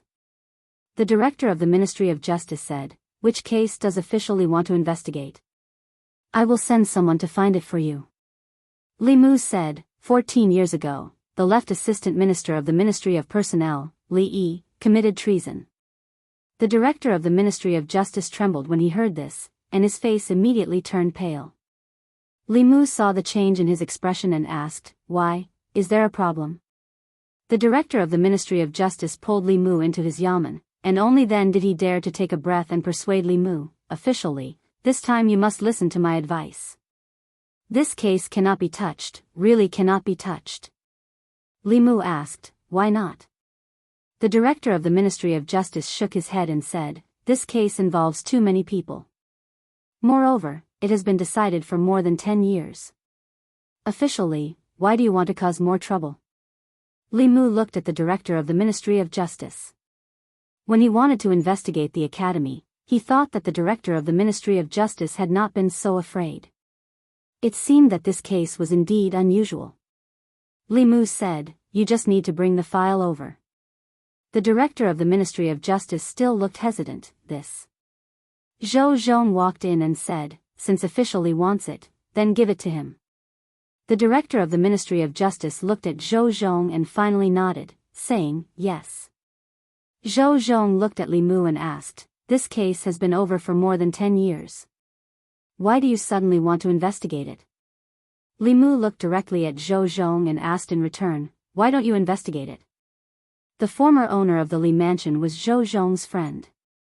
He had more reason than Li Mu to commit a crime for his friend. Zhou Zhong did not answer directly. His eyes stopped on Li Mu and said, "You are really very similar. Even the houses you live in are the same. I don't know if this is a sign from the heavens." Li Mu said, "You haven't answered my question." Zhou Zhong looked at Li Mu and said, "Don't bring up this case again. I'm doing this for your own good.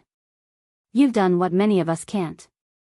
Don't let the results of your previous efforts go down the drain." Li Mu shook his head and said, "Next time, if you dare to speak rudely in front of the Li mansion, don't blame me for being ruthless." Considering that the former owner of the Li mansion was Zhou Zhong's old friend, Li Mu could forgive him for remembering his old friend on the day before Li Mu's wedding. After today, this reason would no longer exist. The director of the Ministry of Justice had already brought over a thick dossier. After Li Mu opened it, he skipped over the series of evidence at the front. In a battle in the imperial court, if one wanted to pin a crime on a person, it didn't depend on what he did, but where he stood. If you stood on the right side, then what was wrong was also right. If you stood on the wrong side, then what was right was also wrong. He directly flipped to the testimony section and saw a series of names. The Right Assistant Minister of the Ministry of Personnel Xiao Yuan, the Director of the Ministry of Personnel Chen Jian, the Director of the Ministry of Personnel Gao Hong, the Vice-Chancellor of the Supreme Court Zhou Chuan, the Marquis of Zhongyong Lu Kuan, the Count of Ping and Yao Bin.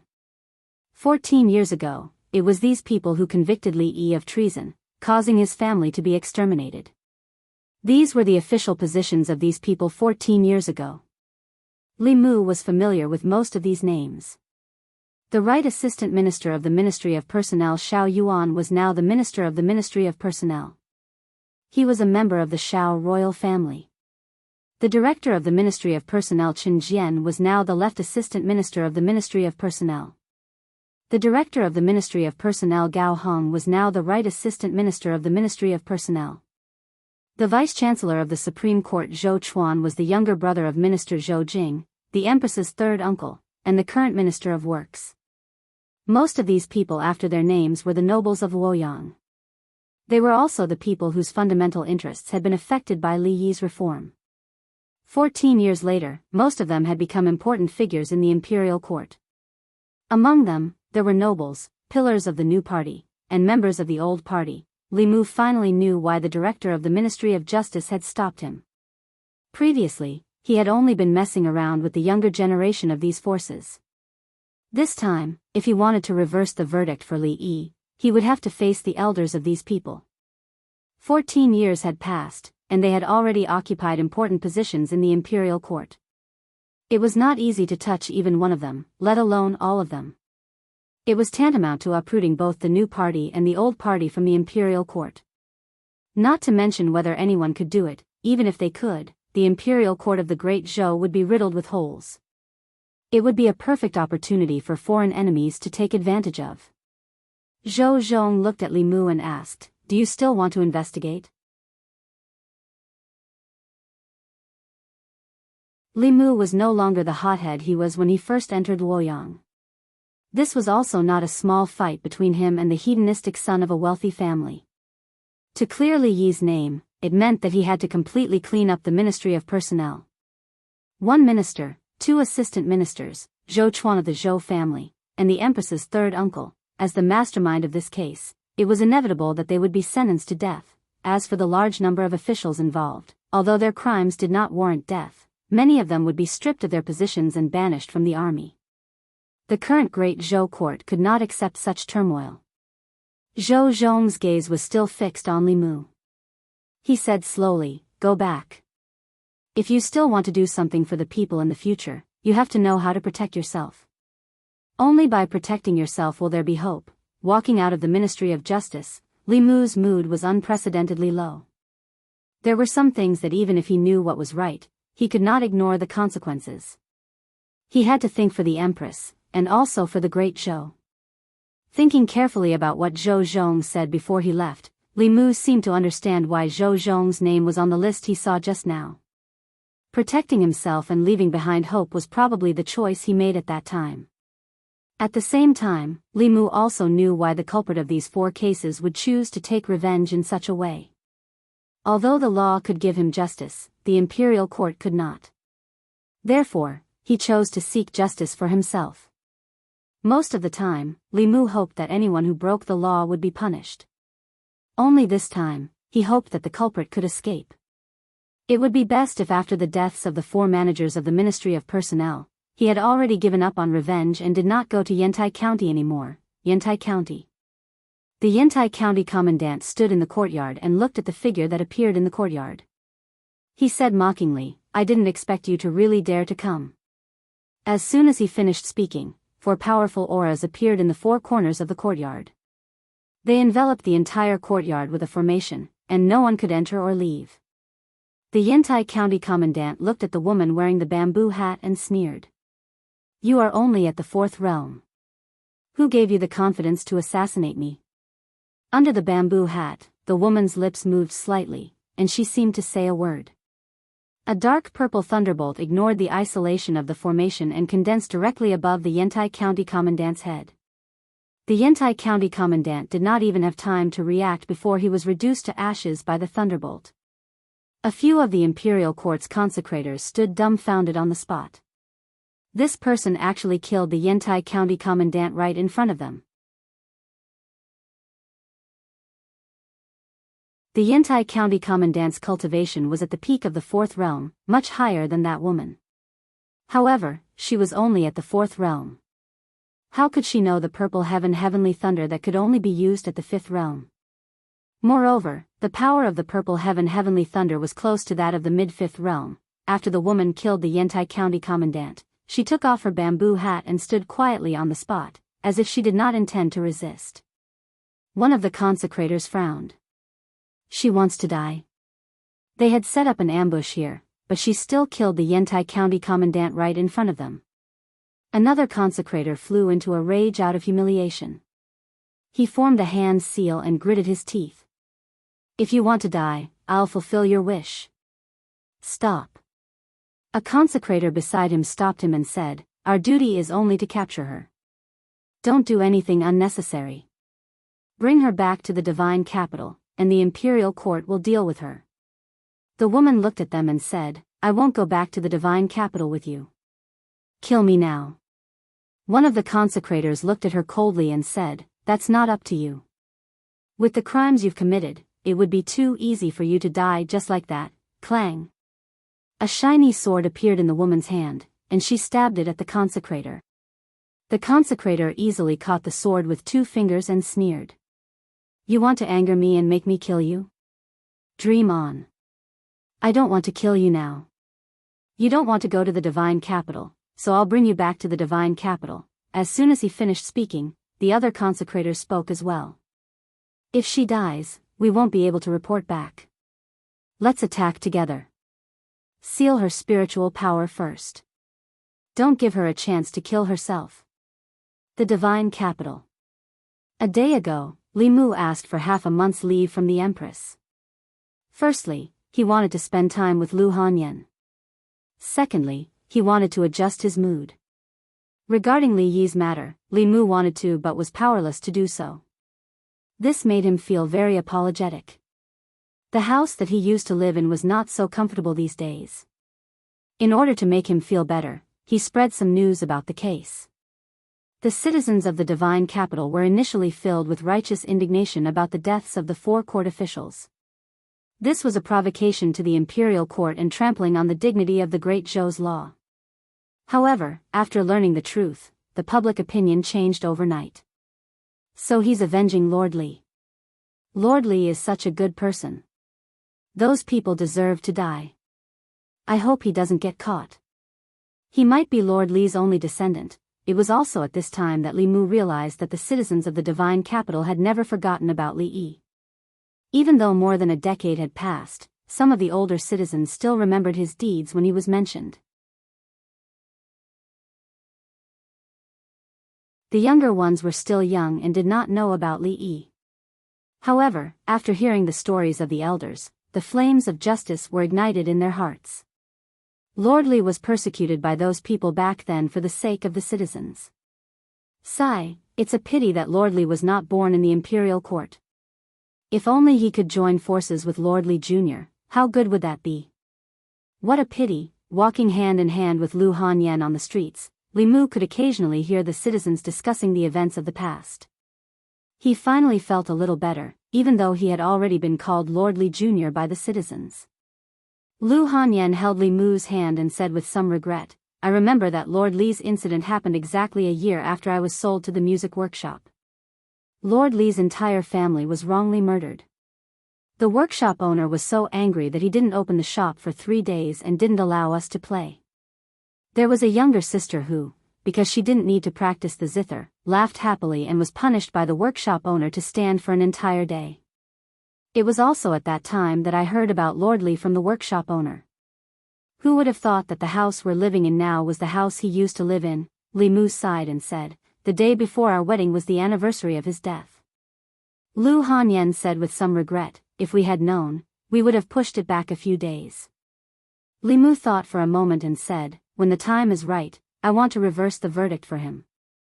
Lu Hanyan tightly gripped his hand and said, "No matter what decision you make, I'll be with you." With her at his side, Li Mu's mood improved greatly. He accompanied her to visit a few more shops. Just as the 2 of them were preparing to return home, there was a sudden commotion on the streets. Many citizens rushed forward. Li Mu walked onto the street and stopped a person. "What's going on?" he asked. That person saw that it was Li Mu and sighed. "It's Lord Li. I heard that a few days ago, the murderer of those officials was caught." How did she get caught? Those who should be caught aren't caught, but those who shouldn't be caught are randomly caught. The people he killed were all people who deserved to die. The imperial court didn't distinguish between right and wrong. The common people's thoughts were often very simple. They did not understand the law, and most of them would only judge a matter based on the morals in their hearts. Their thoughts were often not in line with the law, but they were in line with the most simple understanding of things as an ordinary person. Lu Hanyan walked out and held Li Mu's hand.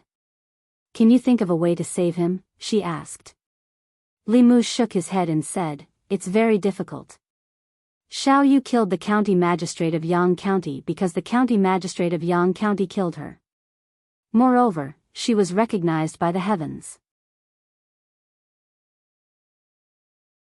Even so, the imperial court dared to go against the heavens at the beginning. If the Empress hadn't intervened, she wouldn't have been able to escape the fate of having her soul scattered. This case was fundamentally different from Xiao Yu's case. The law didn't encourage revenge. Even the victims could only fight back when their lives were threatened.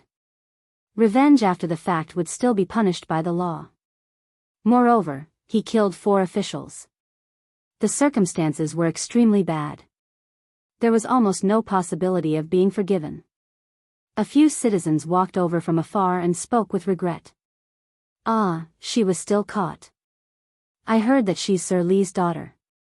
No wonder she wanted to take revenge for Sir Li. Could it be that Sir Li's last bloodline is going to be cut off?" A prisoner's carriage slowly drove over from the front of the street. Parading through the streets was an additional punishment given by the imperial court to those who committed the most heinous crimes. This was a humiliation to them, and also a deterrent to those who had bad intentions. Usually, when criminals were paraded through the streets, the citizens would rush up and throw rotten eggs, rotten vegetables, and other things at them. This was also tacitly allowed by the imperial court. However, today, the streets were exceptionally quiet wherever the prisoner's carriage passed. The citizens silently stood on both sides of the street. They didn't say a word as they watched the prisoner's carriage pass. When they looked at the figure on the prisoner's carriage, there was no disgust or hatred in their eyes.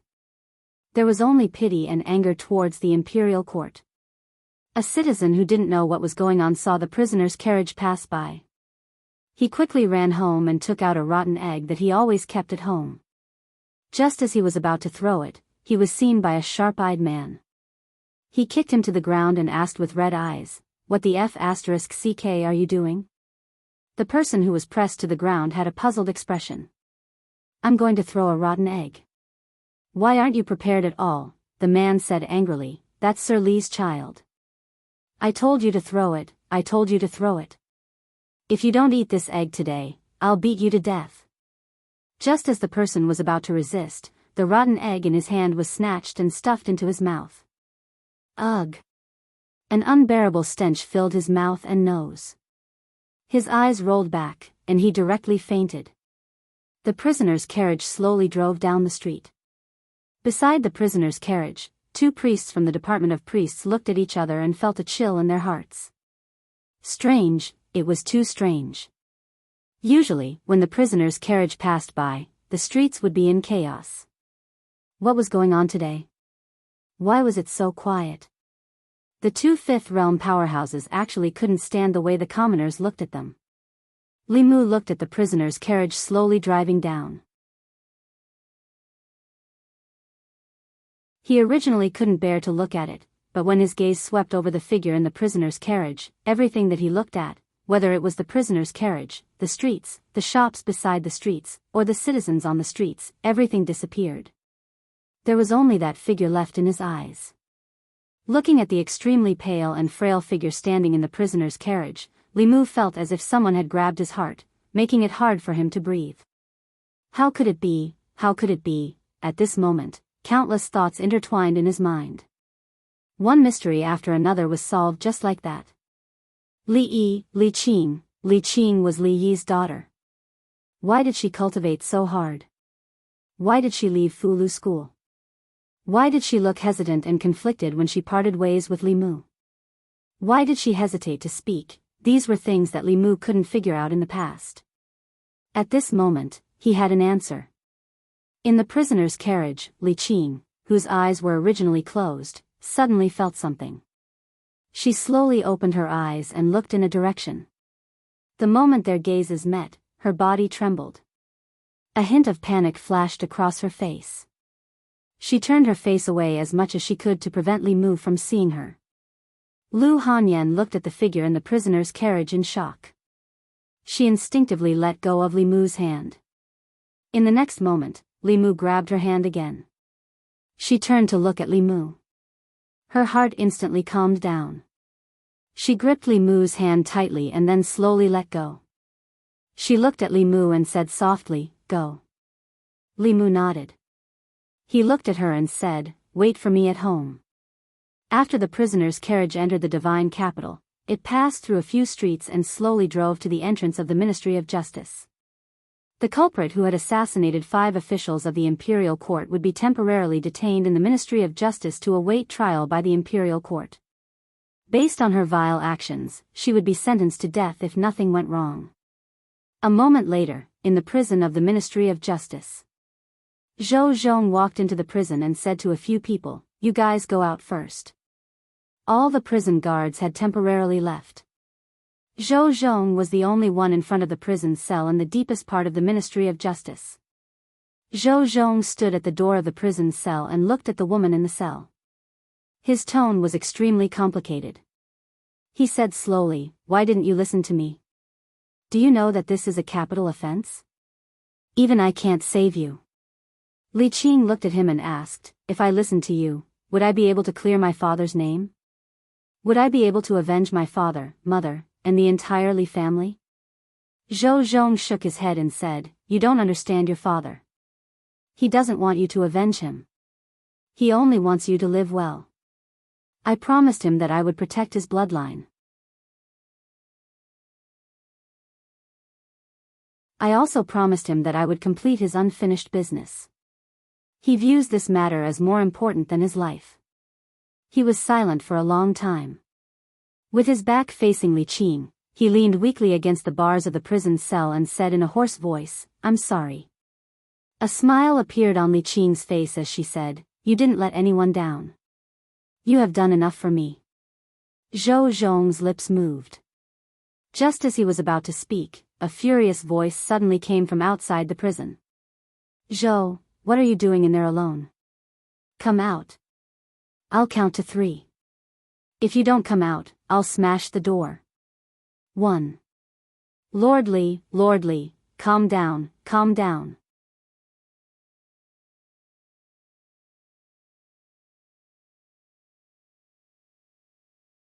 Chapter 357. Li Mu counted 1, and the law bell grew louder as if it was about to strike. The door of the prison opened from the inside and Zhou Zhong walked out. He said in a low voice, "What do you want?" Li Mu said coldly, "You sent all the jailers away and stayed in there alone. I want to ask you, what do you want?" Zhou Zhong regained his composure and said lightly, "I am the Assistant Minister of the Ministry of Justice. Can't I ask about the case? Why do I have to send everyone away if I want to ask about the case? This is an important case. All unrelated people should leave. Is there a problem?" "You." Li Mu pointed at Zhou Zhong. He seemed to have thought of something and a light flashed in his mind. He said with a look of understanding, "It's you." Zhou Zhong asked calmly, "What do you mean, Lord Li?" Li Mu looked at him and asked, "You are Li Heir, right?" Zhou Zhong's eyes flashed with a trace of shock. He said calmly, "I don't know what Lord Li is talking about." Li Mu didn't know who Li Heir was before. After knowing that Li Qing was Li Yi's daughter, he didn't need to guess who Li Heir was. Zhou Zhong was Li Heir. Zhou Zhong was the one who won the Talisman Dao trial and sent Li Qing to the Fulu school. No wonder Li Mu had never seen the heaven-grade Fulu on his desk. Zhou Zhong himself was a rare Talisman Dao genius, but he never showed it. In this case, the Ministry of Justice didn't investigate the deaths of the Anyang County Magistrate and the Tianhe County Deputy because Zhou Zhong didn't forget about them. At that time, he knew that these 2 cases were done by Li Qing and deliberately suppressed them. The mysteries in Li Mu's heart were solved one by one. However, Zhou Zhong's heart was filled with confusion. Why did Li Mu come here? How did he know about his other identity? What was the relationship between him and Li Qing? Li Mu was so anxious that he didn't want to waste time talking nonsense with Zhou Zhong. He said, "Let me in." Zhou Zhong was still puzzled. He stood in front of Li Mu and shook his head. "She is a wanted criminal of the imperial court," he said. "Visiting the prison is forbidden." Li Mu's face darkened as he said, "Get out of the way, or I won't be polite." Zhou Zhong's expression was calm as he asked, "How impolite are you, Lord Li?" Li Mu looked at Zhou Zhong and said, "You forced me to do this." He took out the spirit conch and sent a voice transmission, "Your Majesty." A moment later, Li Mu handed the spirit snail to Zhou Zhong. After Zhou Zhong took it, he heard the voice coming from the spirit conch. He said respectfully to the spirit conch, "Yes, I understand. I will do as you command." He returned the spirit snail to Li Mu and quietly stepped aside. Li Mu walked into the prison. Zhou Zhong was about to follow him in when Li Mu turned around and said, "Close the door. Don't let anyone in, including you."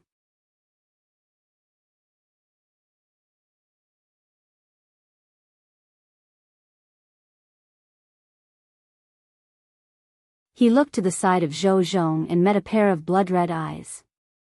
Li Mu looked at the left assistant minister of the Ministry of Personnel, one of the masterminds who framed Li Qing's father.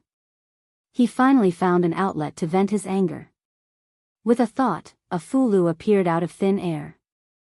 A faint light flashed on the fulu, and the runes merged into Li Mu's body. A layer of golden armor appeared on his body. Even his fists were covered in golden light. The left assistant minister of the Ministry of Personnel realized that something was wrong. His expression changed as he shouted, "Li Mu, what are you doing?" Li Mu's entire body was covered in armor. He gritted his teeth and said, "Chen, I've tolerated you for a long time." As soon as he finished speaking, his body turned into a blur as he flew toward the left assistant minister of the Ministry of Personnel. The left assistant minister of the Ministry of Personnel hurriedly blocked and said in anger, "Li Mu, are you crazy?" "I am crazy, but it's all your fault. The humiliation you gave me that day caused me to develop an inner demon. What enmity do you have with me? How dare you frame me like this? I can't take this lying down. Today, I'll pay you back double for the humiliation you gave me that day." The left assistant minister of the Ministry of Personnel was shocked. He did not expect that his mocking words that day would cause Li Mu to develop an inner demon. This made him angry, but also pleased. It would be best if the inner demon took over his mind and turned him into a lunatic. His Majesty would not dote on a lunatic. The only outcome of having one's mind taken over by the inner demon was death. However, this trace of happiness in his heart quickly disappeared without a trace. He did not know what Fulu Li Mu had used, but the combat power he displayed was not weaker than a creation realm cultivator. In close combat, the left assistant minister could only passively defend.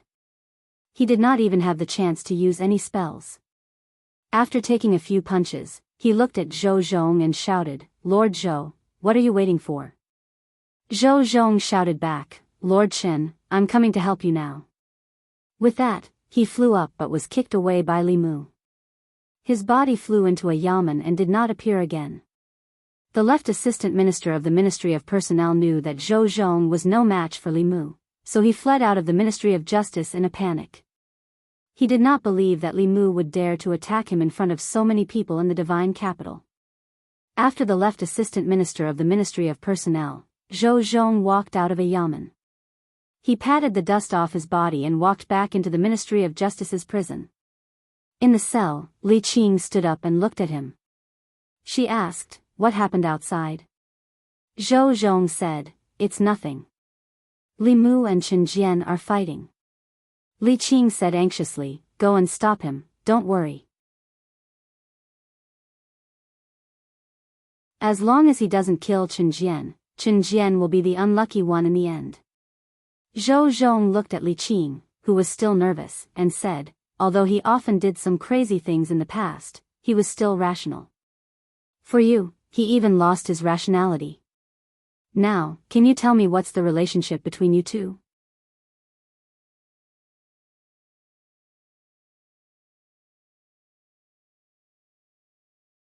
Chapter 358. Outside the Ministry of Justice, on the streets of Divine Capital.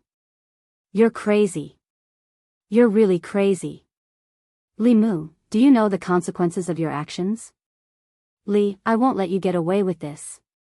The Assistant Minister of Personnel's expression changed from shock to fear. He did not expect Li Mu to attack him on the streets in front of the citizens of Divine Capital. Is this lunatic not afraid of the Imperial Court's punishment? The citizens on the streets were also dumbfounded by what they saw. Who else could it be other than young Master Li, whose entire body was shining with golden light and was currently chasing after someone? Upon closer inspection, the person being beaten was wearing a high-ranked official's uniform. He seemed to be the Assistant Minister of Personnel. The commoners did not know much about the Assistant Minister of the Ministry of Personnel. They only knew that he held a high position and was an important figure in the old party. Over the past few days, after the inside story of Lord Lee's case was uncovered, they found out that this person was the mastermind who framed Lord Lee. With that merit, he had risen to the top and was now sitting in Lord Lee's position. It was absolutely detestable. Seeing Li Mu chasing after him and beating him up, the citizens felt an indescribable satisfaction. Well done. This kind of person will only cause trouble if we let him live. Let's just beat him to death. Sigh, if we beat him to death, Li Mu will also get into big trouble.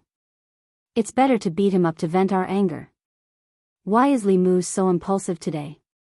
Is he also speaking up for Li Mu? The citizens did not dare to speak loudly. They could only whisper.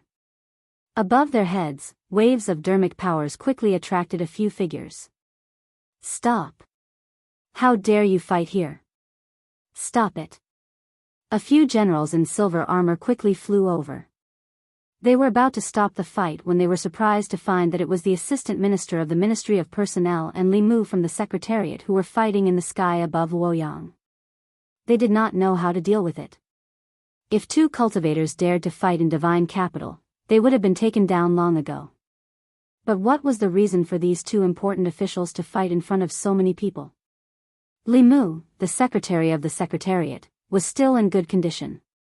Only his hair was a little messy, but Chen Jian, the left assistant minister of the Ministry of Personnel, had a bloody nose and a swollen face. Seeing the Imperial Guard generals who guarded divine capital arrive, Li Mu did not make things difficult for them. He stopped and quietly floated in the air. The Assistant Minister of Personnel covered his bruised eyes. He was furious. What are you waiting for? Take him down. The Imperial Guard could not deal with the officials fighting. One general looked at the two officials and said, "Sirs, please follow us to His Majesty's side."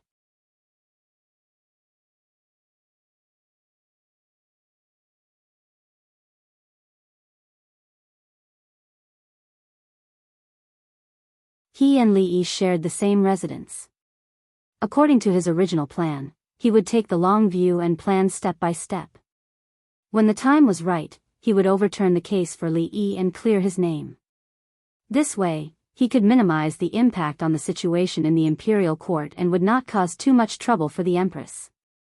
As for the person who caused these cases, he could only try his best to save his life. Even if he did not succeed in the end, he had already done what he should have done. Regarding this matter, he did not ask for anything other than peace of mind. This was the most rational thing to do. However, when he saw the figure in the prisoner carriage, he threw all rationality and plans to the back of his mind. The first thing he needed to do now was to get Li Qing out of the Ministry of Justice. Although Zhou Zhong was in the Ministry of Justice, Zhou Zhong happened to be the person Li Mu did not trust the most. Li Mu knew very well that Zhou Zhong had actually given up on her just now. In Zhou Zhong's heart, there was something that he thought was more noble. After thinking for a while, the only person Li Mu could trust at the moment was Zhang Chun. The power of the Zongjing Temple had been further expanded recently. The cases that the Ministry of Justice and the Supreme Court could handle were handled by the Zongjing Temple. The cases that the Ministry of Justice and the Supreme Court could not handle were handled by the Zongjing Temple. Li Mu first returned to the Secretariat and drafted an official document with the identity of the Secretariat's secretary. After that, he asked Mr. May to ask the Empress to temporarily interrupt the debriefing of the officials of the 3 provinces and put the Empress's seal on the document. After that, he went to the Zongjing Temple and handed the document to Zhang Chun, asking him to transfer Li Qing from the Ministry of Justice to the Zongjing Temple. Although the Ministry of Justice and the Zongjing Temple were controlled by the old party, at least Zhang Chun was in the Zongjing Temple. In the Ministry of Justice, Zhou Zhong received the document and said to the director of the Ministry of Justice, "Open the prison." Soon, a carriage drove out of the Ministry of Justice and slowly into the palace, heading in the direction of the Zongjing Temple. The Zongjing Temple mostly dealt with the important officials of the imperial court and the royal family's disciples. In consideration of their dignity, they did not want the people to throw vegetables and eggs at them when they were escorting important people through the streets. The prisoner carriage of the Zongjing Temple was a modified carriage, sealed and hidden.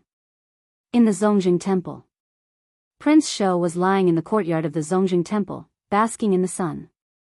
When he saw the carriage enter the Zongjing Temple, he asked, "Who committed the crime this time?"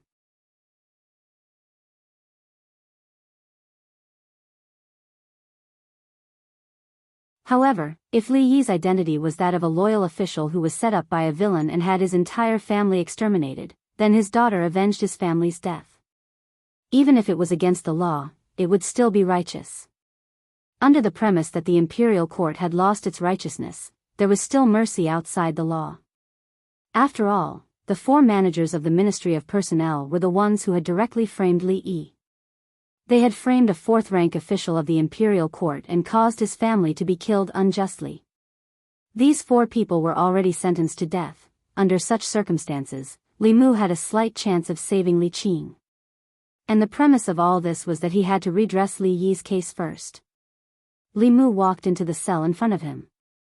The shackles on Li Qing's body had already been removed and her mana had also been unsealed. Li Mu walked to her side and sat down. He said, "Give me your hand." Li Qing slowly handed her hand to Li Mu. His hand emitted a gentle golden light which slowly entered Li Qing's body. Li Mu said, "I can't get you out right away. I may have to trouble you for a while. Stay here for now." Li Qing looked around and said, "This should be the best room I've ever stayed in." Li Mu looked at her and said, "Don't worry, I will investigate the matter of that year as soon as possible and clear Lord Li's name." Li Qing shook her head slightly and said, "Now I understand that my father doesn't want revenge. He and Uncle Zhou have more important things to do. I hope you can help my father finish what he couldn't before he died. Don't ruin your future for me." Li Mu smiled and said, "Only children make choices. I choose both." He looked into Li Qing's eyes and said, "Someone has already done the first thing. If I can't save you, then the second thing is meaningless to me. Let Zhou Zhong finish his and Uncle Zhou's dreams. At worst, I'll take you back to Fulu School. We don't want to stay in Fairy's capital anymore, As Li Mu finished speaking, he heard Mr. May's voice. He turned around and saw the Empress and Mr. May standing at the door. The Empress looked at him indifferently and turned to leave. Seeing Mr. May winking at him, Li Mu looked at Li Qing and said, "I'll go out for a while." After comforting Li Qing, Li Mu hurried out of Zongjing Temple, but he couldn't see the Empress anymore.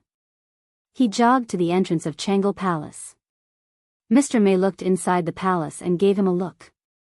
Li Mu walked slowly into the palace and looked at the Empress who had her back to him. He whispered, "Your Majesty." Zhou Qiong said indifferently, "Why did you come looking for me? Go back to your talisman school. Being a second-generation disciple of the talisman school is much better than being a subordinate of mine." After comforting one, he had to comfort the other. Li Mu wanted to slap his own mouth a few times. He squeezed out a smile and said, "Your Majesty, what are you talking about? I haven't repaid your Majesty's kindness." "How could I leave Shendu?" Zhou Yi said indifferently. "My kindness is nothing compared to a random woman in your heart, right?" Li Mu said slowly, "She's not a random woman. If it weren't for her, I would have died many times over. I wouldn't be standing in front of your Majesty now." He looked up at the Empress and said, "I want to ask your Majesty for a favor." Zhou Yi's back was facing Li Mu. She looked angry. She was still angry, but he was begging her again. She took a deep breath and asked, "If I don't agree, are you going to take her back to Fulu School?" The Empress was still angry. Li Mu lowered his head and said, "I know I'm wrong." Zhou Yi turned around and looked at him. Her lips moved, but she couldn't bear to blame him anymore. She asked, "What's your relationship with her?" Li Mu said, "When we were in Yangqiu County, she was my superior. She saved my life and led me onto the path of cultivation. Her father is Lord Li Yi. I've always looked up to Lord Li Yi as my role model. I can't turn a blind eye to his family's wrongful death. I have to help him, Zhou Yi asked. How do you want me to help you? Give you a death exemption medallion? Li Mu shook his head and said, if your majesty gives me a death exemption medallion, how is that different from the previous emperor? I can't frame your majesty. I just hope that your majesty can allow me to reinvestigate the case and prove Lord Li's innocence. Zhou Yi said, even if I let you reinvestigate, you might not be able to save her. You really don't want me to pardon her? Li Mu said firmly, I only want to reinvestigate the case. Zhou Yi was silent for a moment. She said, I promise you, before you find out the truth, no one can touch her for any reason. Li Mu sighed and said, thank you, your majesty. Li Mu left Changel Palace. Mr. Mei came in and said, actually, in his heart, he's always been thinking about your majesty. Zhou Yi snorted and said, heartless. I'm afraid he only wants to go back to Fulu school. He said he would go through fire and water for me, but it's all fake. Mr. Mei knew that the Empress didn't mean what she said, so he deliberately said, if he didn't think about your majesty, he would have asked your majesty to pardon the girl directly. Why would he just ask your majesty to allow him to reinvestigate the case? In the past, he wasn't afraid of anything and dared to offend anyone. Now, he cares about the court and thinks about your majesty. Your majesty, please don't blame him. After leaving Changel Palace, Li Mu returned to Zongjing Temple. He told Li Qing that the Empress had agreed to let him reinvestigate the case of the past. After feeling his determination several times, Li Qing didn't insist. She just said, you have to be careful. Li Mu smiled and said, don't worry. I've already offended them anyway.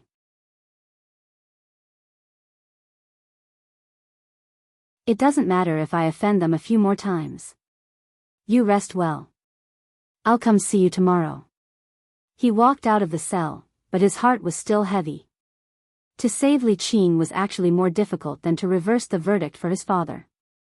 At one point, he really wanted to ask the Empress for a death-free gold medallion. He also knew that as long as he asked, the Empress would give it to him. But he gave up in the end. He didn't want to put the Empress in a difficult position, and he didn't want to become the person he used to hate the most. There was also a very important point. Back then, Li Yi strongly opposed the death-free gold medallion.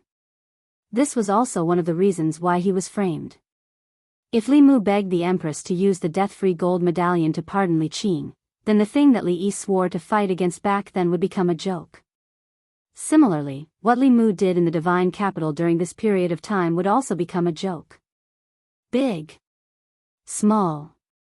Again. Again. In the courtyard of Zongjing Temple, Prince Shou was playing dice with Zhang Chun. He glanced at Li Mu and asked, Little Li, do you want to play together? Li Qing was still in Zongjing Temple. Li Mu couldn't not give face to Prince Shou. He walked to the side of the two and asked, what do you want to play? Prince Shou said, guess big or small. It's very simple. Do you have money? 1 round is 1 tael. No credit. Li Mu took out a stack of banknotes and placed it at the side. Prince Shou's eyes lit up when he saw the banknotes. He said, come, come, come. Let's bet. Prince Shou's dice and dice pot seemed to be able to block magic power. Li Mu could only guess blindly. However, his luck wasn't bad. Prince Shou lost 10 rounds in a row. He had lost all the money he had. His eyes were red from losing. He picked up the dice pot and said, let's bet again. Zhang Chun kept his winnings. He glanced at Prince Shou and said, Your Highness, you have lost all your money. What are you going to bet with? Prince Shou flew into a rage. How dare you look down on me? Smack. He slammed a gold medal on the table and said, I still have this. The gold medal was the size of a palm. The word exempt was written on it. Li Mu looked at Prince Shou thoughtfully and said, Your Highness, this gold medal is very precious. You should keep it well. It won't be good if you lose, Prince Shou said angrily, even you think I will lose. Let me tell you, when I was invincible in the Immortals' capital, you were still in your mother's womb. Come, come, come. I still want to recoup my losses, Li Mu shook his head and said, "This gold medal is stained with too much blood. If your highness dares to lose, we don't dare to take it." Hearing Li Mu's words, Prince Shou kept the gold medal and said, "Hee, I almost forgot. If you guys take the gold medal to save that girl, wouldn't I become a traitor?" Prince Shou clicked his tongue and said, "What a pity. The only thing that can save that girl is this gold medal. She killed so many officials. No one can save her. Unless you have the ability to reverse the verdict for her father and let His Majesty announce this case to the world. Then, let the people of the 36 counties write a blood letter to plead for her so that the imperial court won't dare to kill her." He looked at Li Mu mockingly and asked, "Do you have the ability?"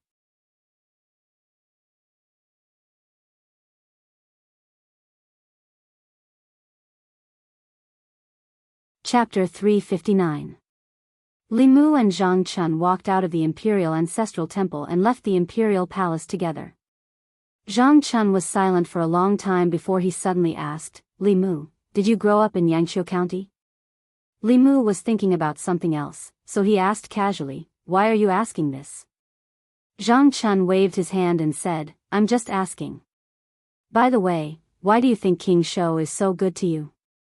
Li Mu shook his head and said, "Who knows?" Li Mu couldn't think of a reason why King Shou would always give them pointers at critical moments. Maybe he was just doing it for justice. After all, human nature was complicated, and you can't label a person as good or evil just because of their background or faction.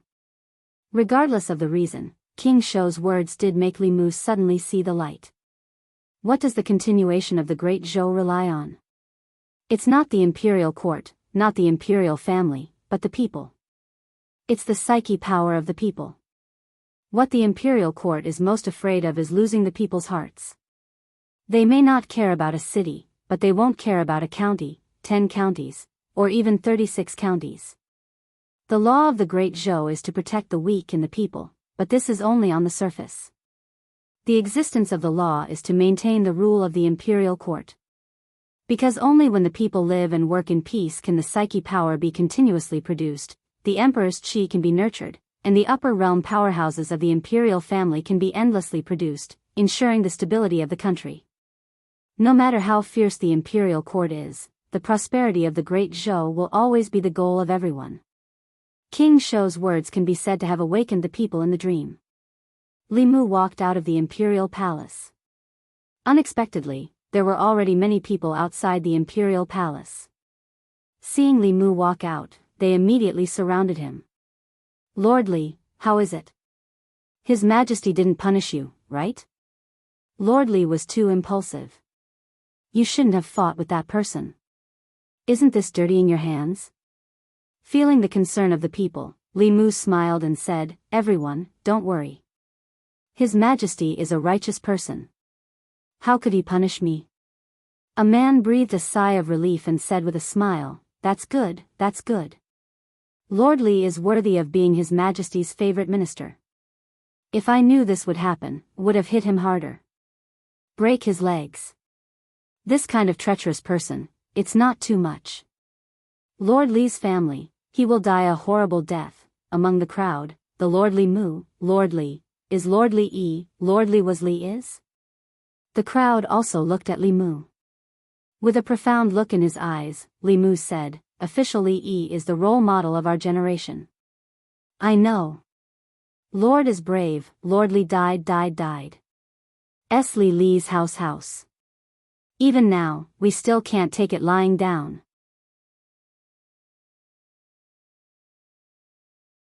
The crowd was filled with righteous indignation as they spoke one after another. At this moment, the man bit his lip and suddenly looked at Li Mu.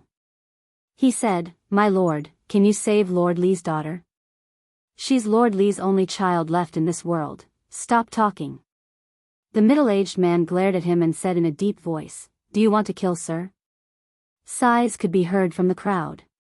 Yes, Lord Li was the enemy of all the nobles back then. Now, those people are in high positions. Lord Li, it's best not to provoke them. Forget it. Lord Li, you can go ahead. You can't follow in Lord Li's footsteps. The man's eyes were filled with tears. He choked and said, "If it wasn't for Lord Li, my family would have died in Fairy's capital. I can't watch Lord Li die." His voice was mournful. The people around Li Mu lowered their heads. Their eyes were filled with suppressed anger. Lord Li had served the people wholeheartedly, but his family was ruined and his descendants were about to die. On the other hand, those who had framed him had become heroes, enjoying endless glory and wealth, riding on the heads of the common people and abusing them. They could do nothing about it except feel indignant. A man of 7 feet could not help but sob in front of everyone on the streets of Fairy's capital. No one laughed. Everyone's mood was very heavy. The man lowered his head.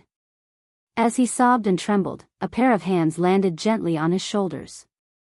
Li Mu patted him on the shoulder and said, "Don't worry. Lord Li won't die. He won't be wronged forever." The man raised his head and said in shock, "Lord Li. Lord Li. Lord Li." The people looked at Li Mu. They seemed to have realized something. Their eyes were filled with excitement. Li residence. When Li Mu walked through the door, Hyun Jinko and Yuzhen Zi in the courtyard sensed something strange. Hyun Jinko turned to look. The moment Li Mu stepped into the courtyard, he felt as if the world was pressing down on him. This was a force. It was a force that should not exist on a fourth realm cultivator. Yuzhen Zi said in disbelief, "His psychokinesis has already formed a force. No wonder his cultivation progress is so fast. Very few people can complete psychokinesis cultivation." Li Mu retracted his newly acquired psychokinesis back into his body. Lu Hanyan walked over quickly and asked, "How is it?" Li Mu shook his head and said, "She's safe for now. But to save her, we have to think about it carefully." Lu Hanyan thought for a moment and asked, "Can't we ask Her Majesty to pardon her?" Li Mu said, "It's not that easy. But it's okay. Her Majesty has already agreed to let me reinvestigate Lord Li's case.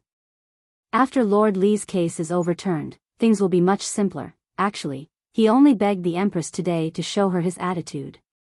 This case involved too many people. Whether Li Mu proposed it or the Empress ordered it, they would definitely encounter great resistance.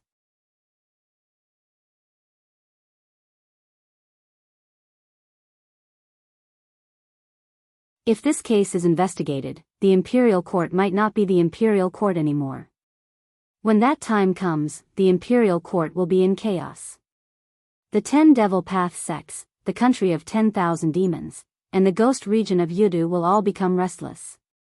His Majesty might not be able to see these things clearly, but do you think those old fogies in the Imperial Court won't be able to see it clearly? Zhou Zhong nodded and said, after hearing Lord Chen's words, "I feel much more at ease." Qin Jian said proudly, "Lord Zhou might be better at solving cases than I am, but you still have to learn from me when it comes to matters of the Imperial Court." Changle Palace. There was no morning assembly today. Zhou Yi read a few memorials and felt a little annoyed. He asked, "Where's Li Mu?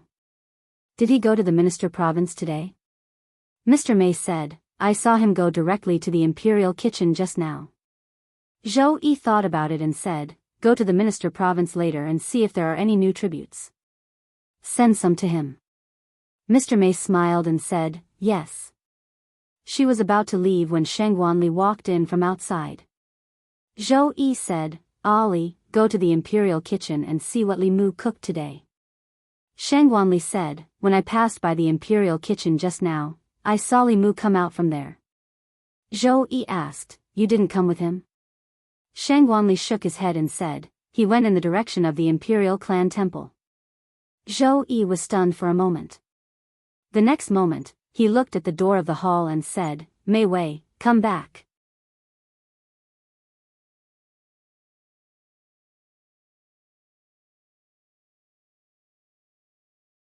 Chapter 360.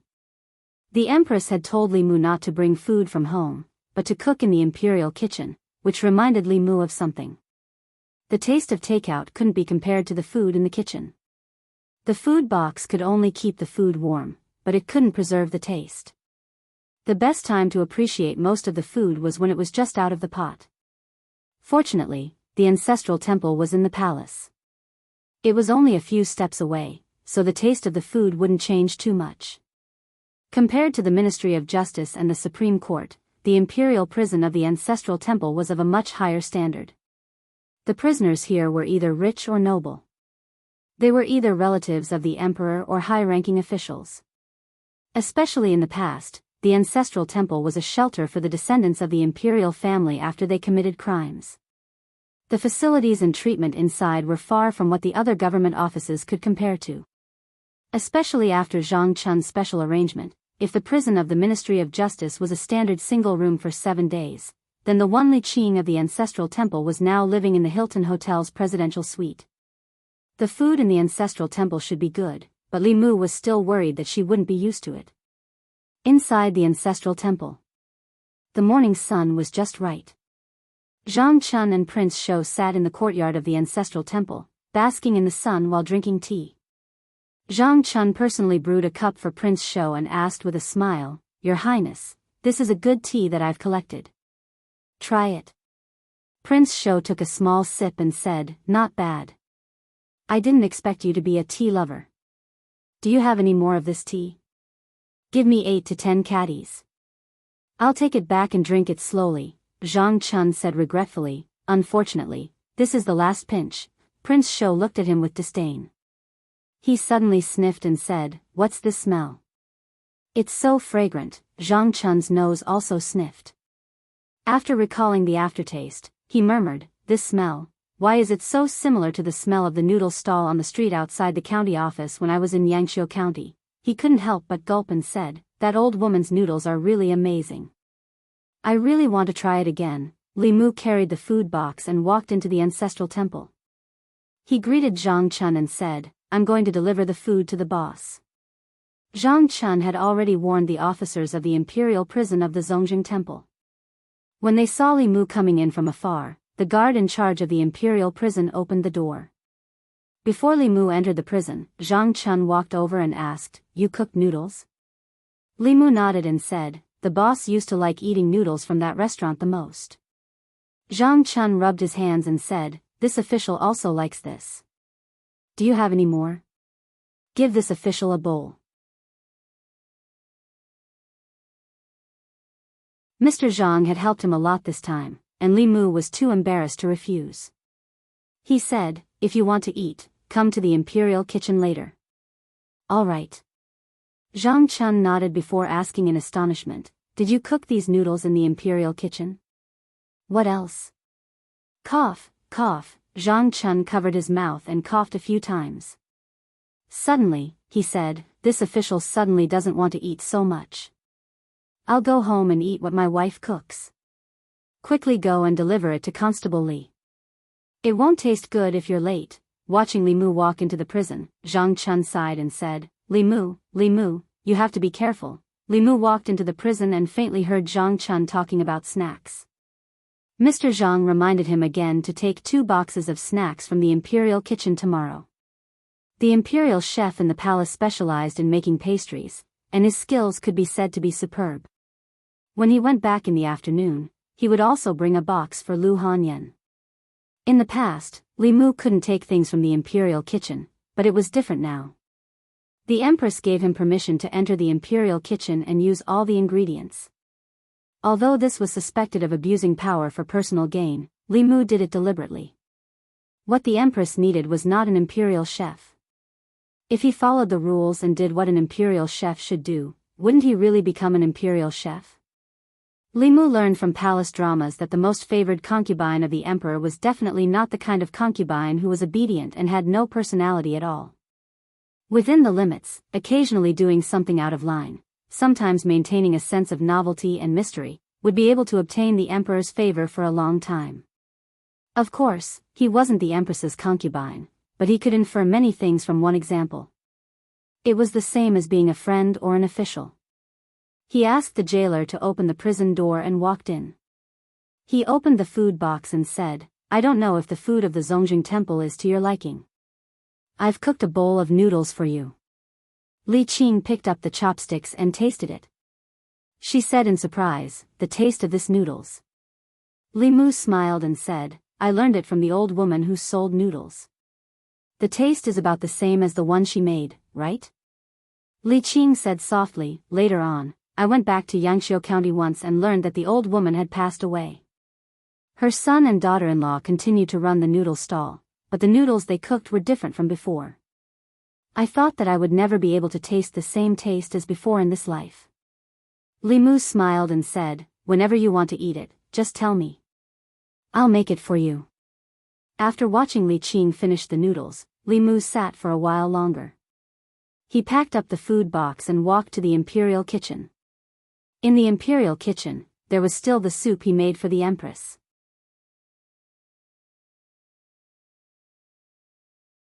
Using the empress's kitchen to cook noodles for someone else and leaving her aside, even if Li Mu was really stupid, he wouldn't do such a stupid thing. It was just that the empress's soup took a little longer to cook. Li Mu went to the imperial clan temple and waited for a little while before the soup was ready. It was said that he relied on women to make a living. After Li Mu's unremitting efforts, now the empress and Li Qing both relied on him to make a living. Li Mu carried the soup and came to the entrance of Chang'e Palace. Shangguan Li stood at the entrance of the palace and glanced at him. Her Majesty is not here. You can go back. Li Mu said regretfully, what a pity. I boiled this soup for Her Majesty for more than 4 hours. It won't taste good after a while. I'll bring it back to the secretariat and drink it myself. Just as he turned around, Shangguan Li's ears twitched and said, Her Majesty has returned. Li Mu handed the soup in his hand to him and said, I have to go back to the secretariat.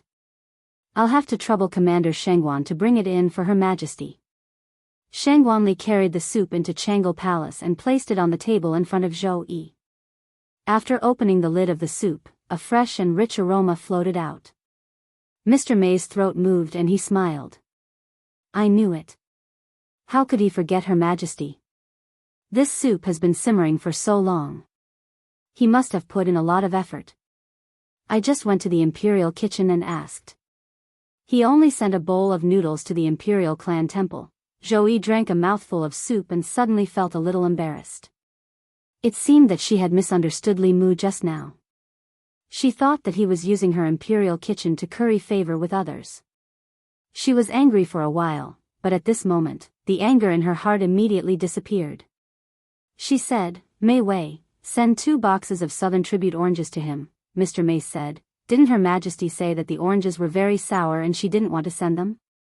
Zhou Yi said, now that I think about it, the oranges don't seem so sour anymore. Mr. Mei nodded and said, I'll go now. Zhou Yi suddenly said, wait, the secretariat. Li Mu sat in the duty room for a while. After dealing with the official business for the day, he sat quietly for a while and began to write an official document. This official document ordered the Ministry of Justice to reinvestigate the case of Li Yi from 14 years ago. Li Mu had asked the Empress about this matter, but he couldn't let the Empress give the order directly. As the ruler of a country, she should have the concept of the overall situation. If she overturned half of the court just because of Li Mu's words, then what would the court officials think? They would think that this was a treacherous courtier trying to overthrow the government. When an emperor ignored the overall situation of the court and the people of the Great Zhou because of a certain courtier or concubine, the courtiers would unite to oppose her because this was a sign of the collapse of the country. The courtiers would not allow it, and the 4 academies would not sit idly by. In fact, compared to this matter, whether or not Li Yi was wronged or not was not that important anymore. Therefore, Li Mu had to show that although the Empress doted on him, there was a limit. Once he exceeded that limit, he was afraid that he would be removed in the name of cleaning up the emperor's side. Before he finished writing the official document in his hand, Mr. Mei came. She placed 2 boxes of oranges on the table in front of Li Mu and said, these are the tribute oranges from South Commandery. Her Majesty asked me to give you 2 boxes to try. Li Mu said, thank Her Majesty for me. Mr. Mei said, Her Majesty doesn't want your thanks. Li Mu was stunned and asked, what else does Her Majesty want? He had already given the Empress everything he could. She could not reward Li Mu with 2 boxes of oranges and ask for too much from him. Mr. Mei glanced at him and said, in the future, no matter if you make soup or noodles in the imperial kitchen, send it to Changle Palace first. Li Mu was stunned and asked, "This is Her Majesty's idea?" Mr. May knocked him on the head and said, "Her Majesty is so broad-minded. Would she be angry because you sent her soup later?" Only she believed this sentence. No one knew how stingy the Empress was better than Li Mu. Li Mu nodded helplessly and said, "I know. No matter what I do in the future, I will think of Her Majesty first. Is that okay?" After that, he was knocked on the head again. Mr. May glanced at him and asked, "What's with your tone? It sounds like Her Majesty is forcing you to send the soup first." Li Mu promised her that he was willing to give priority to the Empress. Only then did Mr. May leave with satisfaction. Li Mu looked at her back and felt that she was getting more and more strange these days. If this continued, it would be really difficult for her to get married. But Li Mu had more important things to do and did not have time to give her psychological counseling. He finished writing the official document, took 2 tribute oranges, and went to the assistant minister's office. Lu Yi was reading the booklet. Li Mu walked over and put the 2 oranges on his table. He said, "Mr. Lu, take a rest and eat an orange." Lu Yi looked at the 2 oranges and said in surprise, "It's not the season for oranges yet. There are a few mother trees in Nanjun that will bear fruit a month or 2 earlier, but the spiritual oranges on the mother trees are used as tributes." Li Mu smiled and said, "This is the tribute oranges given by Her Majesty." Lu Yi looked at Li Mu with envy and said, "Mr. Li, you are really enviable. There are not many spiritual oranges, and there is not enough for the palace every year. It is difficult for the officials outside to get one. In the time of the former emperor, only the empress and the imperial noble concubines could get a box. He only picked up 1 orange and said, 'I only need one of these treasures. I didn't expect to taste spiritual oranges from my hometown in Luoyang.'" Li Mu said, "So Mr. Lu's hometown is Nanjun. It's okay. Mr. Lu, you can eat as much as you want. If it's not enough, I have more. Her Majesty gave me 2 boxes." Lu Yi was not only envious, but also shocked. Back then, the Empress Dowager and Imperial Concubine Dowager were so favored by the previous emperor, but they only received 2 chests in total. His Majesty actually rewarded Li Mu with 2 chests. It was true that she only favored 1 person in all the court officials. He peeled an orange and ate a few pieces. He praised, "It is indeed a carefully cultivated tribute. If a mortal can eat one, they will not be invaded by diseases for 3 years." The 2 chatted for a while. Li Mu took out the document and said, "By the way, there is another document here that needs your signature. It's a small matter." Lu Yi picked up the document. She picked up the pen and was about to sign her name. Then his body trembled. The pen in his hand did not fall. He looked at the document and fell into a long silence. After a while, he looked up at Li Mu and said with some bitterness, "Mr. Li, I only ate half of your orange. You're tuning into the Romantic Tales YouTube channel. Don't forget to subscribe and join us on this journey to catch the most captivating stories."